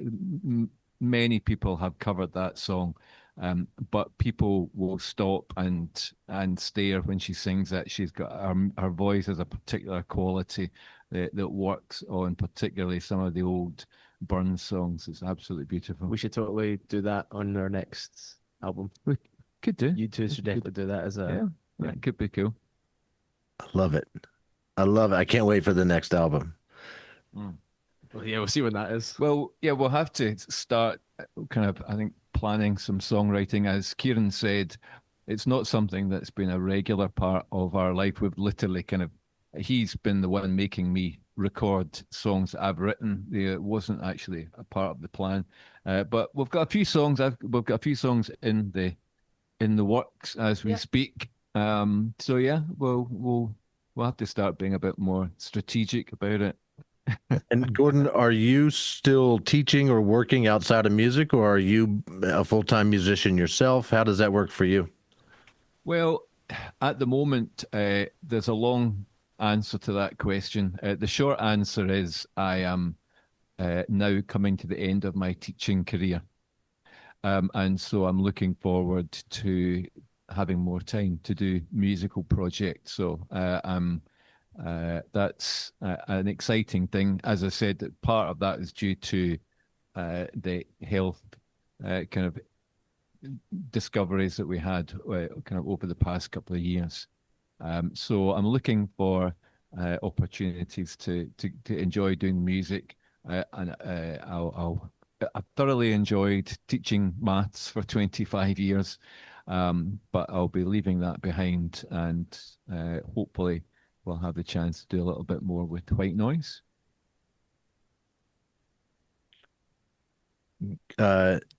So you both seem extremely happy with White Noise, and I'm wondering, Kieran, the two bands you're no longer in, Dead by Monday, Oh Nova, do they still go on without you? And Sister Mads, how long are you going to be doing the other stuff and White Noise? Is that the dream, to be doing all of it so you can sort of scratch all those itches, or do you see White Noise taking over? Like, where do you kind of see this going? That's a great question. Thanks. I would love to know the answer. Dead by Monday and Nova are not going on anymore. I still live. Jordan, the other singer from Dead by Monday, is my flatmate and my best friend. So we still live together, and he has had the itch recently to get back into the studio. And I recently met the guitarist. I played for the Dead Monday guitarist's brother's wedding in Greece. We did that wedding in Greece last month. So I was talking to Paddy, and he was quite keen to get back into it. So we might, Dead by Monday might do a few little jams and see what happens. I miss playing heavy metal drums, genuinely really badly.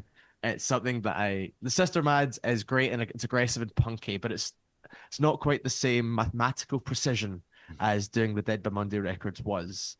Odova was great fun. Paul, who played bass for the show, had 2 kids, and Matthew's got a kid in the way, by the way. I didn't tell you that. Matthew, Congratulations, the guitarist, is also expecting a kid. So they are kind of just on other parts of their life, had to give up the band, sadly. But Paul is also very keen to get involved in music stuff when he can. Sister Mads, we are doing pretty well with Sister Mads around the Glasgow and indie music scene, and to the point where we're, getting to decent radio plays. We're getting offers of gigs. We've done little tours. We're selling out headliners around Glasgow for 300 capacity venues, stuff like that. So I would love to be able to scratch the drumming itch with Sister Mads and scratch the folk songwriting itch with White Noise. And if they both keep going well, then wonderful. That's the ideal. The ideal is I'd still my if you had to pinpoint one dream of mine, it's to be a touring drummer. But if it's a touring singer, acoustic guitar player, folk musician, so be it. And if I could do both, even more, so be it. Did you submit any kind of video to Dave Grohl when they became in Foo Fighters in need of a drummer? No, I didn't. I nearly did for Primus. Okay. When Primus were looking for a drummer, Jordan, flatmate Jordan, was badgering me constantly, being like, "Send them a video, send them anything, send them anything. You never know." I just never got around to it. But wouldn't that have been cool? Could have been a Primus drummer. Very cool. Yes. So yeah, that's the goal. That's the goal. Any music that is my original music that I can make money doing, and earn a living and semi notoriety, would also be a bonus. All right. So I'm going to ask a very American question now. The Scottish accent is an underrated accent, right? I think a lot of people talk about how great the Australian accent is, how great an English accent is. They better not. But I mean, I spent 3 weeks in Scotland working with some locals and meeting a bunch of people everywhere, and the Scottish accent is pretty freaking awesome. Are you guys toning it down right now so we can understand you? Like, is that 100%? Okay, you're consciously making it easy for us to understand, because I have not had any trouble picking up every word you've said, but I feared that might not be the case. And so you guys think about that, huh? Well, hold on. Do you want? I feel like I should do. We should have an example of a conversation in a non-professional capacity, just to see, or I should say something to you the way I would say it to. Okay, I'll ask my next question and then answer it unfiltered Scottish. Oh, okay, brilliant. So this question's for both of you.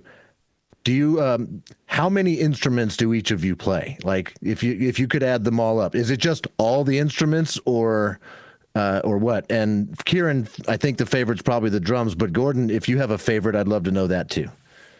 Dad probably plays pretty much every instrument under the sun. He picked up the pipes. He picked up anything he wants to lay his hands on, he can do, which is very impressive. It's genuinely a remarkable feat that he can do this. He decided to learn the pipes in less than 6 months, which they do not recommend doing.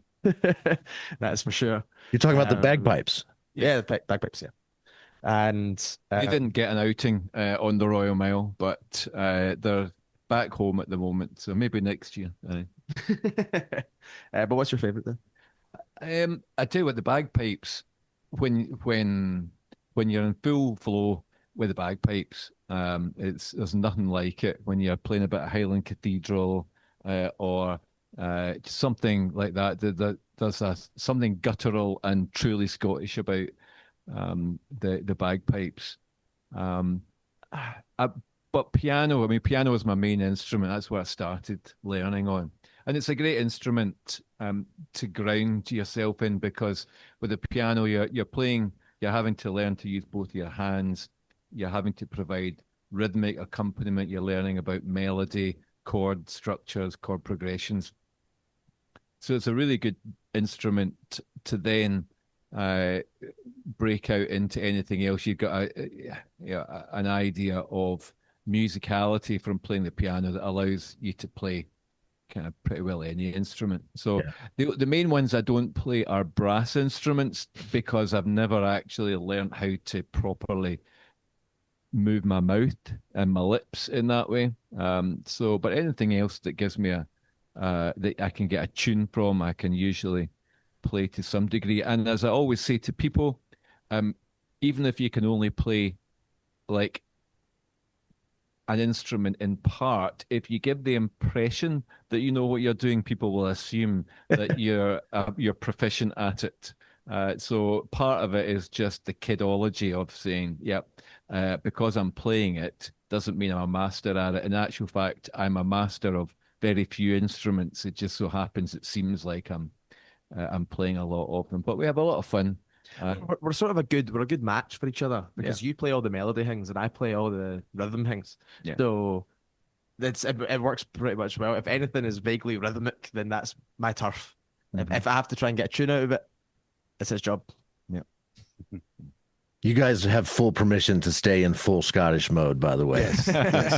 I understood everything, and it was more fun to listen to. I was going to break in there. I'm still having audio problems, so I'm having a hard time at times. But I was going to break in there and go, it's only underappreciated. That accent's only underappreciated in people who don't know any better. It is most appreciated in my neck of the woods, and by me especially. And you know, I'd rather hear Scottish accent than any other accent. Yes. Period. Good man. You'd be my girlfriend's from England. Bless her. And I've been down in London a lot more than I ever thought I would be and ever would like to be in my life. And I love leaning into being Scottish. And I love hearing, like you guys saying, you like hearing the Scottish accent. Genuinely, it makes me feel a sense of pride.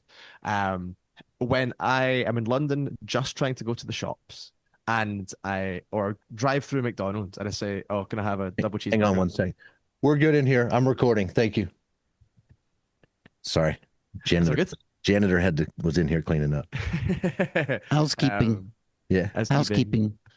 When I go to McDonald's, I say, "Can I have a double cheeseburger, please?" And they're like, "Hey, sorry, what did you say?" And I'm like, "You're not making an effort. You are simply not trying. That's not a hard thing to understand, right?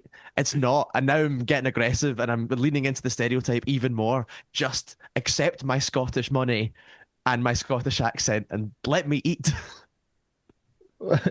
You know, of course, that in Scotland we have our own banks who print British pounds, but as Scottish banknotes, because Scotland has its own banking system. In fact, the Scottish bank was invented before the English bank was. Right. Okay, not to try and get into history lessons, but we were the first. We were that, and so they print £10, £20 notes from the Bank of Scotland, and you go down to England and you try and spend them there, and people look at it as though it's foreign money, and they're like, "No, we can't accept that."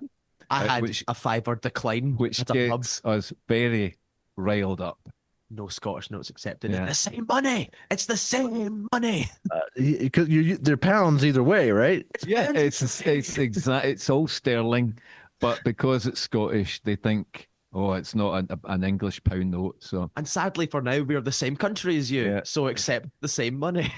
So I think you just answered my next question. So you would prefer that Scotland be its own separate thing? Yes. And if you don't want to get into all of that, that's fine too. Well, indeed, I think the Scottish psyche is very different from it's very generic to say the English psyche, because there are parts of England that are very different from each other. But the Scottish way is to be is to look out for each other. The Scottish way is about family, and it's about connections, and in general doing right by each other, which is why in the history of like British politics, a lot of the main left wing kind of Labour politicians were Scottish. They were brought up with an ethos of socialism, or of basically sharing the wealth. And that's been the Scottish way more than it has been the English way, although there are some in England who would share that.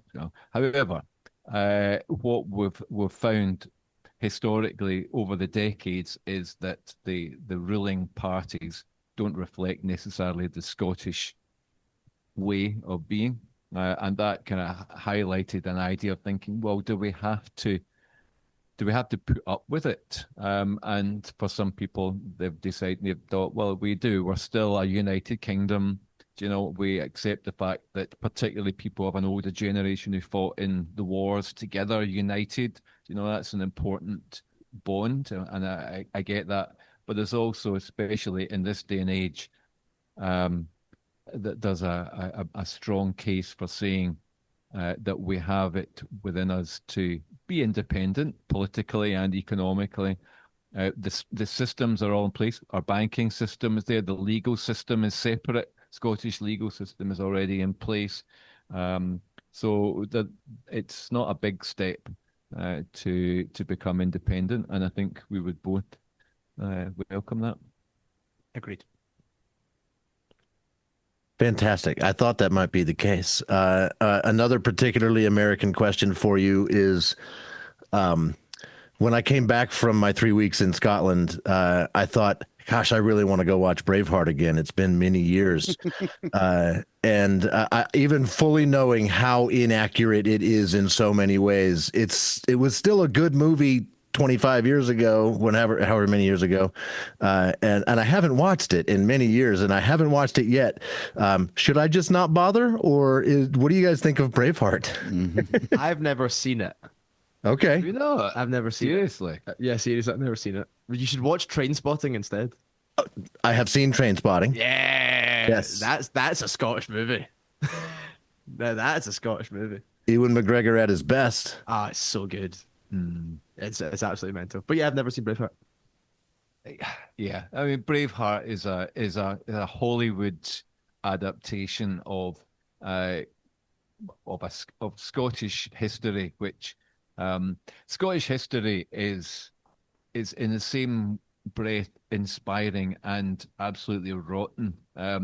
And there are some romantic moments, but there are also very many times in which we stab each other in the back and in the front. And it's, yeah. So yeah, Braveheart, you go watch it if you want, but it's, as you say, it's about as Scottish as Tom and Jerry. But I would encourage you to discover the breadth of. I mean, some of the Scottish history in itself is wonderful, and if you can find things that are slightly truer, if you're a reader, some of the Nigel Tranter books are novels, kind of historical fiction, really good way to discover what life was like in Scotland. He wrote a whole swathe of books which are much more accurate as to Scottish history. So, but I have no illusions that Braveheart is true to the history at all. There's the pages of errors in Braveheart is long, very long. It was just a good movie. But to your point, I have been before and since coming back, I've been devouring YouTube videos of all kind, going into like the history of how Edinburgh, the city, is laid out, things like that. I mean, just all of it is fascinating to me, and especially because I want to come back. Like I probably will get to come back next year for Fringe, now that I've gone once. So the people I was working with will probably bring me back. So I'm very much looking forward to learning a lot more and getting more out of just Edinburgh. Yeah, that's important. Very important. Yeah. Yeah. We go to. Did you didn't have a chance to go to Glasgow, did you? No. Ah, see, we are West Coasters. You know, you got to get yourself a slice of authentic Scottish city life in Glasgow. I'm very proud of Glasgow and the West Coast of Scotland for not mincing its words, basically. Yeah. We were on the train home from Glasgow after the gig tonight, and there were a number of groups of people who had already had a liquid dinner, it's fair to say. And it was only half past. Was it only 9 o'clock? Half past 9. Half past 9 night, right? No. Sorry, 9 o'clock on a Wednesday night. Right. And there was this couple in the seats behind us, and he had far too much to drink, and his poor wife was having to just try and shush him. And I engaged him in conversation, and he was going on about how the fact that the best times in his life were when he worked away from home. And we started having this conversation. It's absolutely brilliant. And you don't get it anywhere else as good as you do in Glasgow. You just get all sorts of life, particularly in the streets and public transport. And everybody just joins in with the conversation. Nobody's a stranger when you're around in Glasgow. And that's the thing people were saying to me in Edinburgh, should you go in Glasgow? And I said, well, there are places to go. There's museums and nice places, but you just want to get on the bus, walk along a street, sit in a pub, and just talk to people, because that's what's at the heart of Glasgow and kind of Scottish culture, is just the people. Yeah. Go ahead. I was gonna say whenever you come back, let us know. We'll show you around some places. We'll show you a proper tour. Welcome to stay. And, we've got some spare rooms. Spare rooms. Awesome. This was my first trip. I had very few days off, and I didn't have any. I had 2 at the end where I could do whatever I wanted. And one of those days, I rented a motorcycle and went riding out along the North Sea out to North Berwick. Gorgeous. To Dunbar. I played disc golf. I went and played disc golf. As you do. Yeah, and then rode back, and that was the only day it rained all morning. And ironically, North Berwick is the driest place in Scotland. Statistically, every year it's the driest place in Scotland. Well, on my way through it the first time, not so dry. It did clear up, and the afternoon was beautiful. So I just came back the same way and got the full experience. And riding a motorcycle on the wrong side of the road and everything, it was fantastic. But yeah, if I go back again next year, I will definitely schedule a few more days. I didn't get up into the Highlands at all. I did get out of town. You can ride a bus from city center in Edinburgh all the way out to the edge of town in Swanston, and then you can walk about 2 miles up the mountain and see Highland Coos. And so, so my girlfriend and I did that. Yeah. But next time you have to go up to Glencoe and see what we're talking about. Yeah. And of course, you saw the video of us up there. So yeah, we happened to go there on really hot literally the greatest day that there ever has been in Glencoe in terms of the weather. It never looks like that normally. It looks a bit CGI'd, in fact, the blue sky, because it's usually either very cloudy or just absolutely chucking it with rain. So we happened to win a watch that day. I should quickly also shout out that Jordan of Dead by Monday and my best friend Fame shot that whole video. He's a brilliant videographer and music video creator, and so he helped us out big time by doing that for us and editing it all together, and did a superb job. Nice one. Oh, we did have a question about when they panned around and there's all these people. Yeah. Over on the, were they there for you guys, or were they just random people that just showed up? There were coach trips that we were like, I'm so sorry, guys. We know that you're stopping here for like a specific picturesque view, but we need to shoot a music video. We have one day to do it. Do you mind if we just do this for like 5-10 minutes? And they were like, no, go ahead. And they were enjoying us singing along to the song. Oh, awesome. Having a good time. So they were good fun. I'm down to my last question. I've been saving it for last, and it involves a visual. Gary hasn't seen this yet either. No. Hold on, let me get. Are you showing them their kilt? My kilt? Oh. And I want to ask if I'm doing it wrong. Is it a towel? Well, you'll see here in just a second. Okay. Here we go. Yeah, there we go. Oh, that looks like mine. Okay. Pretty slick. So, I'll let Dad take this one. right. So, are you doing it wrong? Well, you haven't got you're going for the ultra cool solid color there. Right? You're lacking a sporin, Strike one. which just makes you look like you're wearing a skirt, basically. That's why my dad, when he saw this picture, says, "Oh, you look like a little girl." Yeah. And No belt. You've got no belt either, which also increases the skirt look, and also you've only got one leg, which decreases your manliness look. So you need to be just kind of swiveling yourself around there. But there we go. there we go. There we You've go. got the chest out. Yeah, that's a Scottish pose. That's a that good is. Scottish pose there. A wee bit of a beer belly. That's good. So a belt and a sporran is all you need. Yeah, otherwise it's pretty swish. I quite like the black. Is that an attached kind of cargo pocket on the side? That's why I bought this kilt. Because the first one I tried on, I'm like, that's when I realized, wait, where am I going to keep all my stuff? I don't necessarily want to wear The sporin. in the sporin. I get that, but that didn't seem appealing to me, was wearing a sporin. I don't know. And then when I saw this kilt, I'm like, wait, solid black with pockets. And my friend in Scotland said, "Oh, look, you bought a Utila kilt." Yeah, I guess so. I actually Cover Band Central will hate you for that. We need to post that on there. I kind of like that. Cargo- I kinda like that idea. Instead of Cargo sporran. kilt. No, as well as. As well as. I would give you 2 pockets then. Yeah, then you have two Yeah. pockets. There's one on each side. Yeah, we got a wallet in one and then your phone in the front. Yeah, Exactly. that's good stuff. Vape in the other one. You got it. Got a full kebab wrap in one. Right. Oh, that's good. So are you planning on wearing it, in your own time? I haven't yet, but yes, I just got to do it. I got to wear it to work. We have another guy that works at my job who wears a kilt on the regular, and it's an attention-getting thing for sure. We're all just used to it by now. I think I've worked at my job for 30 years. I think if I show up in a kilt, people are going to freak out. People are going to notice. Yeah. But maybe after 5 or 10 times, it just becomes a thing that I do, right? So I just need to do it. That's the first time is the hardest time, I think. No. You'll feel good.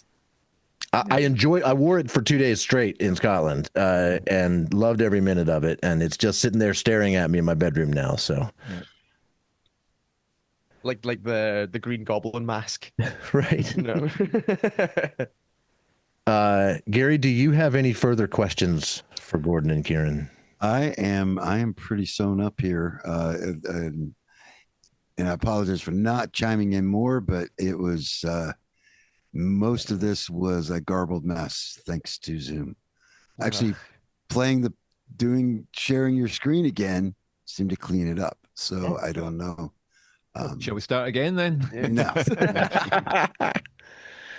But we really appreciate y'all staying up late and hanging out with us here. Yeah, we really appreciate your interest in us and in our music. And then It does. generally in bands that, appreciate having some extra platform to Absolutely, yeah. If you're looking for another podcast for you and your girlfriend to listen to and talk about, there's a handful of episodes of this show out now featuring bands from Ohio, from Canada, from LA, from Phoenix, and Virginia, and Australia, now Scotland, Australia. Yeah, so first European band to feature.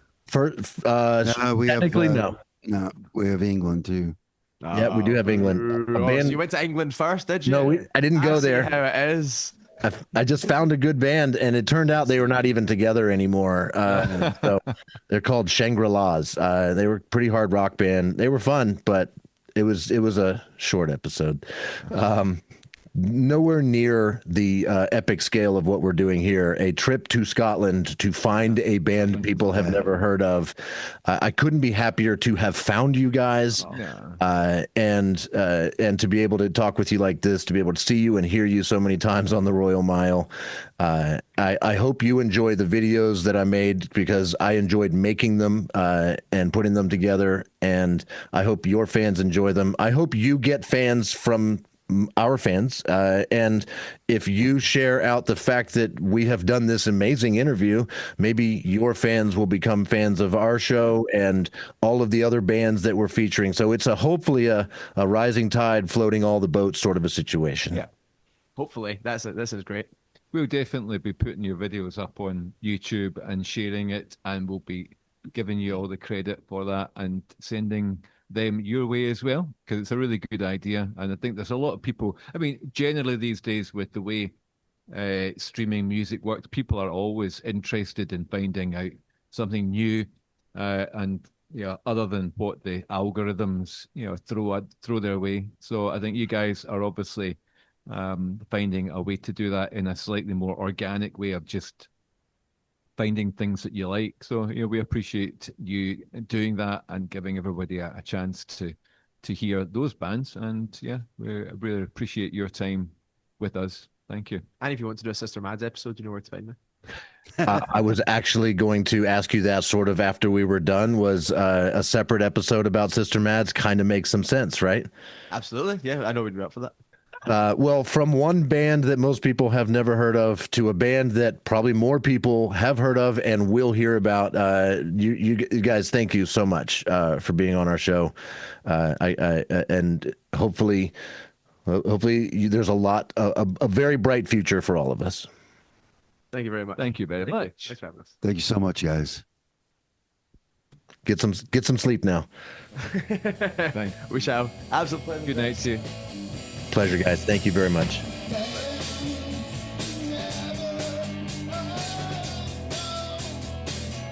This episode of Bands You've Never Heard Of is a production of Ranch Hand Records. www.ranchhandrecords.com. BYNHO, or Bands You've Never Heard Of, is hosted by Gary Hawthorne and me, J.R. Stoffel. BYNHO is written by J.R. and reacted to in real time by me, Gary. All the songs we played in this episode were by Kieran Whyte or White Noise and several other bands. They were all used with the band's permission. Check out whitenoiseband.com to find out any new information and to get their records. Links in the show notes. Also, check out the official Bands You've Never Heard Of, or BYNHO, playlist on Spotify. It's all the bands ever featured on this show or the original BYNHO segment on our old podcast. So if you just want a great playlist of fun music of all sorts of genres now, the number of genres in this list of music grows and grows, and it's all awesome stuff. I highly recommend. Check it out. It is on Spotify. And you can get there through BYNHOPod.com.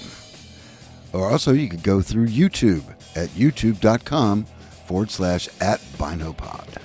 And if you'd like to email us, our email address is bynhopod@gmail.com. We have recently received an email from a band that wants to be on our show.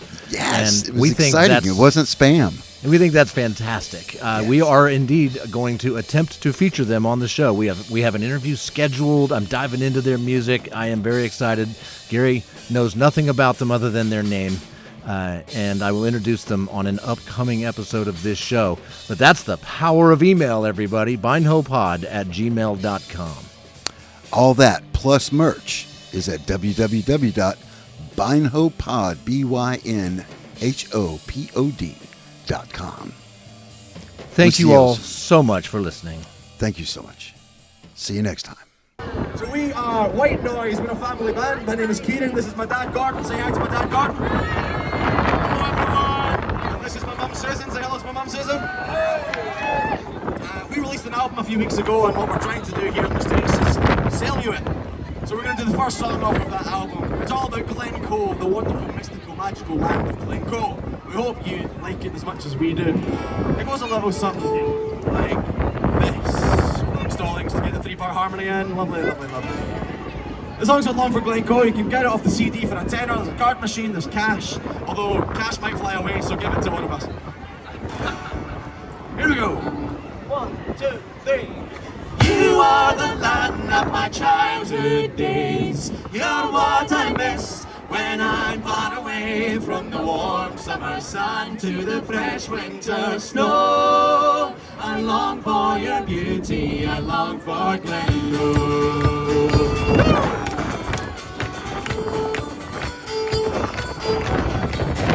Came a deep shot at the crack of dawn, still fast asleep in my father's arms. When I woke up, I'd look out the window and see